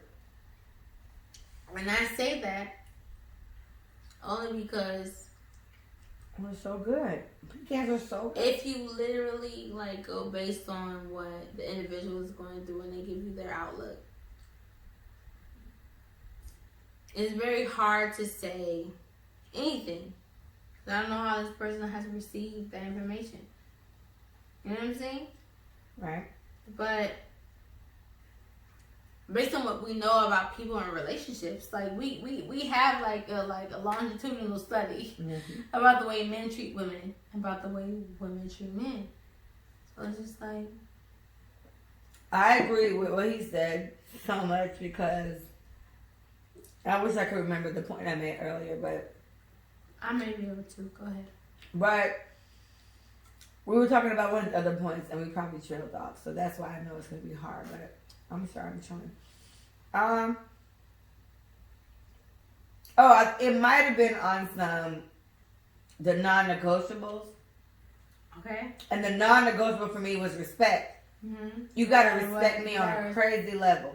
Because to me, if you respect me on a crazy level, there's certain shit that would not even be tolerated because you respect me so much. And then I think this is where I said something else he said related, which was hold him accountable. You disrespect me, I leave. This resonated well with me because I feel like I've been in a situation where I've allowed men to treat me in less than respectful ways, and I've made excuses for them like I usually do. He's been through this, he's been through that. He's this, he's that. And I've gotten the shittier end of the stick, and I haven't dated since I've gotten this full-blown new mental state, which as excited as I am, I'm worried about these niggas. They're gonna have a hard time, but still, it's like a meme I saw recently. The first time he lies, stop fucking with him. And while that may be extreme, how extreme is it? The first time he shows you, he has no respect because a lie is disrespect. Stop fucking with him. Yeah. We can talk all the shit we want about that, but women who seem to handle this type of shit this way seem to fare a little bit better than women like me, who find ways to justify why they did this and that. I brought this back to an episode we had a couple months back about Disney movies. Aladdin. My favorite Disney movie of all time is Aladdin. Aladdin lied. Now, mind you, Aladdin had very humble reasons And as to why past he trauma. lied. Right. Humble and past trauma. However, a lie is a lie. Tell this bitch you live on the street. And you did it. And Jasmine justified it, and he ended up lying again. How about the fact that Iago was back? Mind you, I'm a Latin queen. I'm ready. Quiz me. I got you. So, what he's saying is, hold him accountable. And this relates to, I guess, me saying, make sure respect is number one. Because if he respects you, you won't have much accountability to hold him to. Mm-hmm. He knows not to. And there's a lot of things you won't have to check because it's already checked in him knowing. What do you think, Bethany? So, like the example that she gave about Aladdin and him lying about, just who he is and like how he came to what he came to. The justification of those things, like you have to be careful. Because you can fall susceptible to like feeling sorry for people, right? It's like, damn. Although like what he said to me was a lie, he lied for a reason. Oh my God, it made me feel this way, and like, should I honestly like hold him accountable for that? That's so hard, ladies. And it's very, very difficult because people's lives do interject with the way that we feel about what their actions are. How do you do that, Micah? You don't. No, you do. You do. Yeah, I do. How do you do? So, how do I do? The way that I do is I think everything is a scale. Right? Like, we have the highest, lowest, and, like, the lowest, right? And so, when I'm dealing with a guy, I assess his situation. So, like, he tells me where he's been through. He tells me what he is. He tells me what he's gone through. And it's easier for me to assess his situation based on the severity of it. And I think I'm judgmental when it comes to certain things because I like to think that the trajectory of my life is going to be more financially comfortable, if that makes sense. So if someone comes to me in a very frantic, end all be all, this is what I have, this is what I'm bringing to the table, I am less susceptible to accepting their situation. Because it seems very dire, It seems very dramatic. And low-key, Aladdin was very dire. But he kept it player. He kept it player because he had a genie. So. But before that, he kept it player. Because he accepted his fate. Exactly. So that's what we need to base him on. So he accepted his fate. That was a real nigga. I love Aladdin. I'm sorry. Shut up. Okay. So Aladdin accepted his fate of being a... He had a monkey as his best friend. Monkey was a fucking... I don't buy that. Hold on. If only they look closer, soon they'll see a poor boy. Would they see a poor boy? No, sirree. You Then find out there's so much more to me. God damn. Listen. I love you. Guys, Micah's taking sorry. I'm confident you're gonna marry this nigga, so sorry. But mine is Aladdin. Bruh. Find a way. Be street rat. Me and Leah love each other. So much. Me and Leah fuck with Aladdin. So So figure much. out a way to fuck with Aladdin. Talk to Michael. Sir. She'll help you. No, but like I just think about, just all the in between Okay. stuff. Like even if like you subscribe to Aladdin's story, right? Mhm. Like that's from a robber's standpoint. Yes. That's from and a what poor point? child. What point have I made that applies to? If you tell a story from anybody's point of view, You can make them susceptible. I stand by this. I've come to the conclusion a couple years ago, and I swear on everything I love and hold dear, it has held true to this point. I learned this from fucking my daughter's dad. You tell the point of view from your point of view, you'll get people to agree. Find a villain in any movie, and then be creative and find a way to tell their point of view.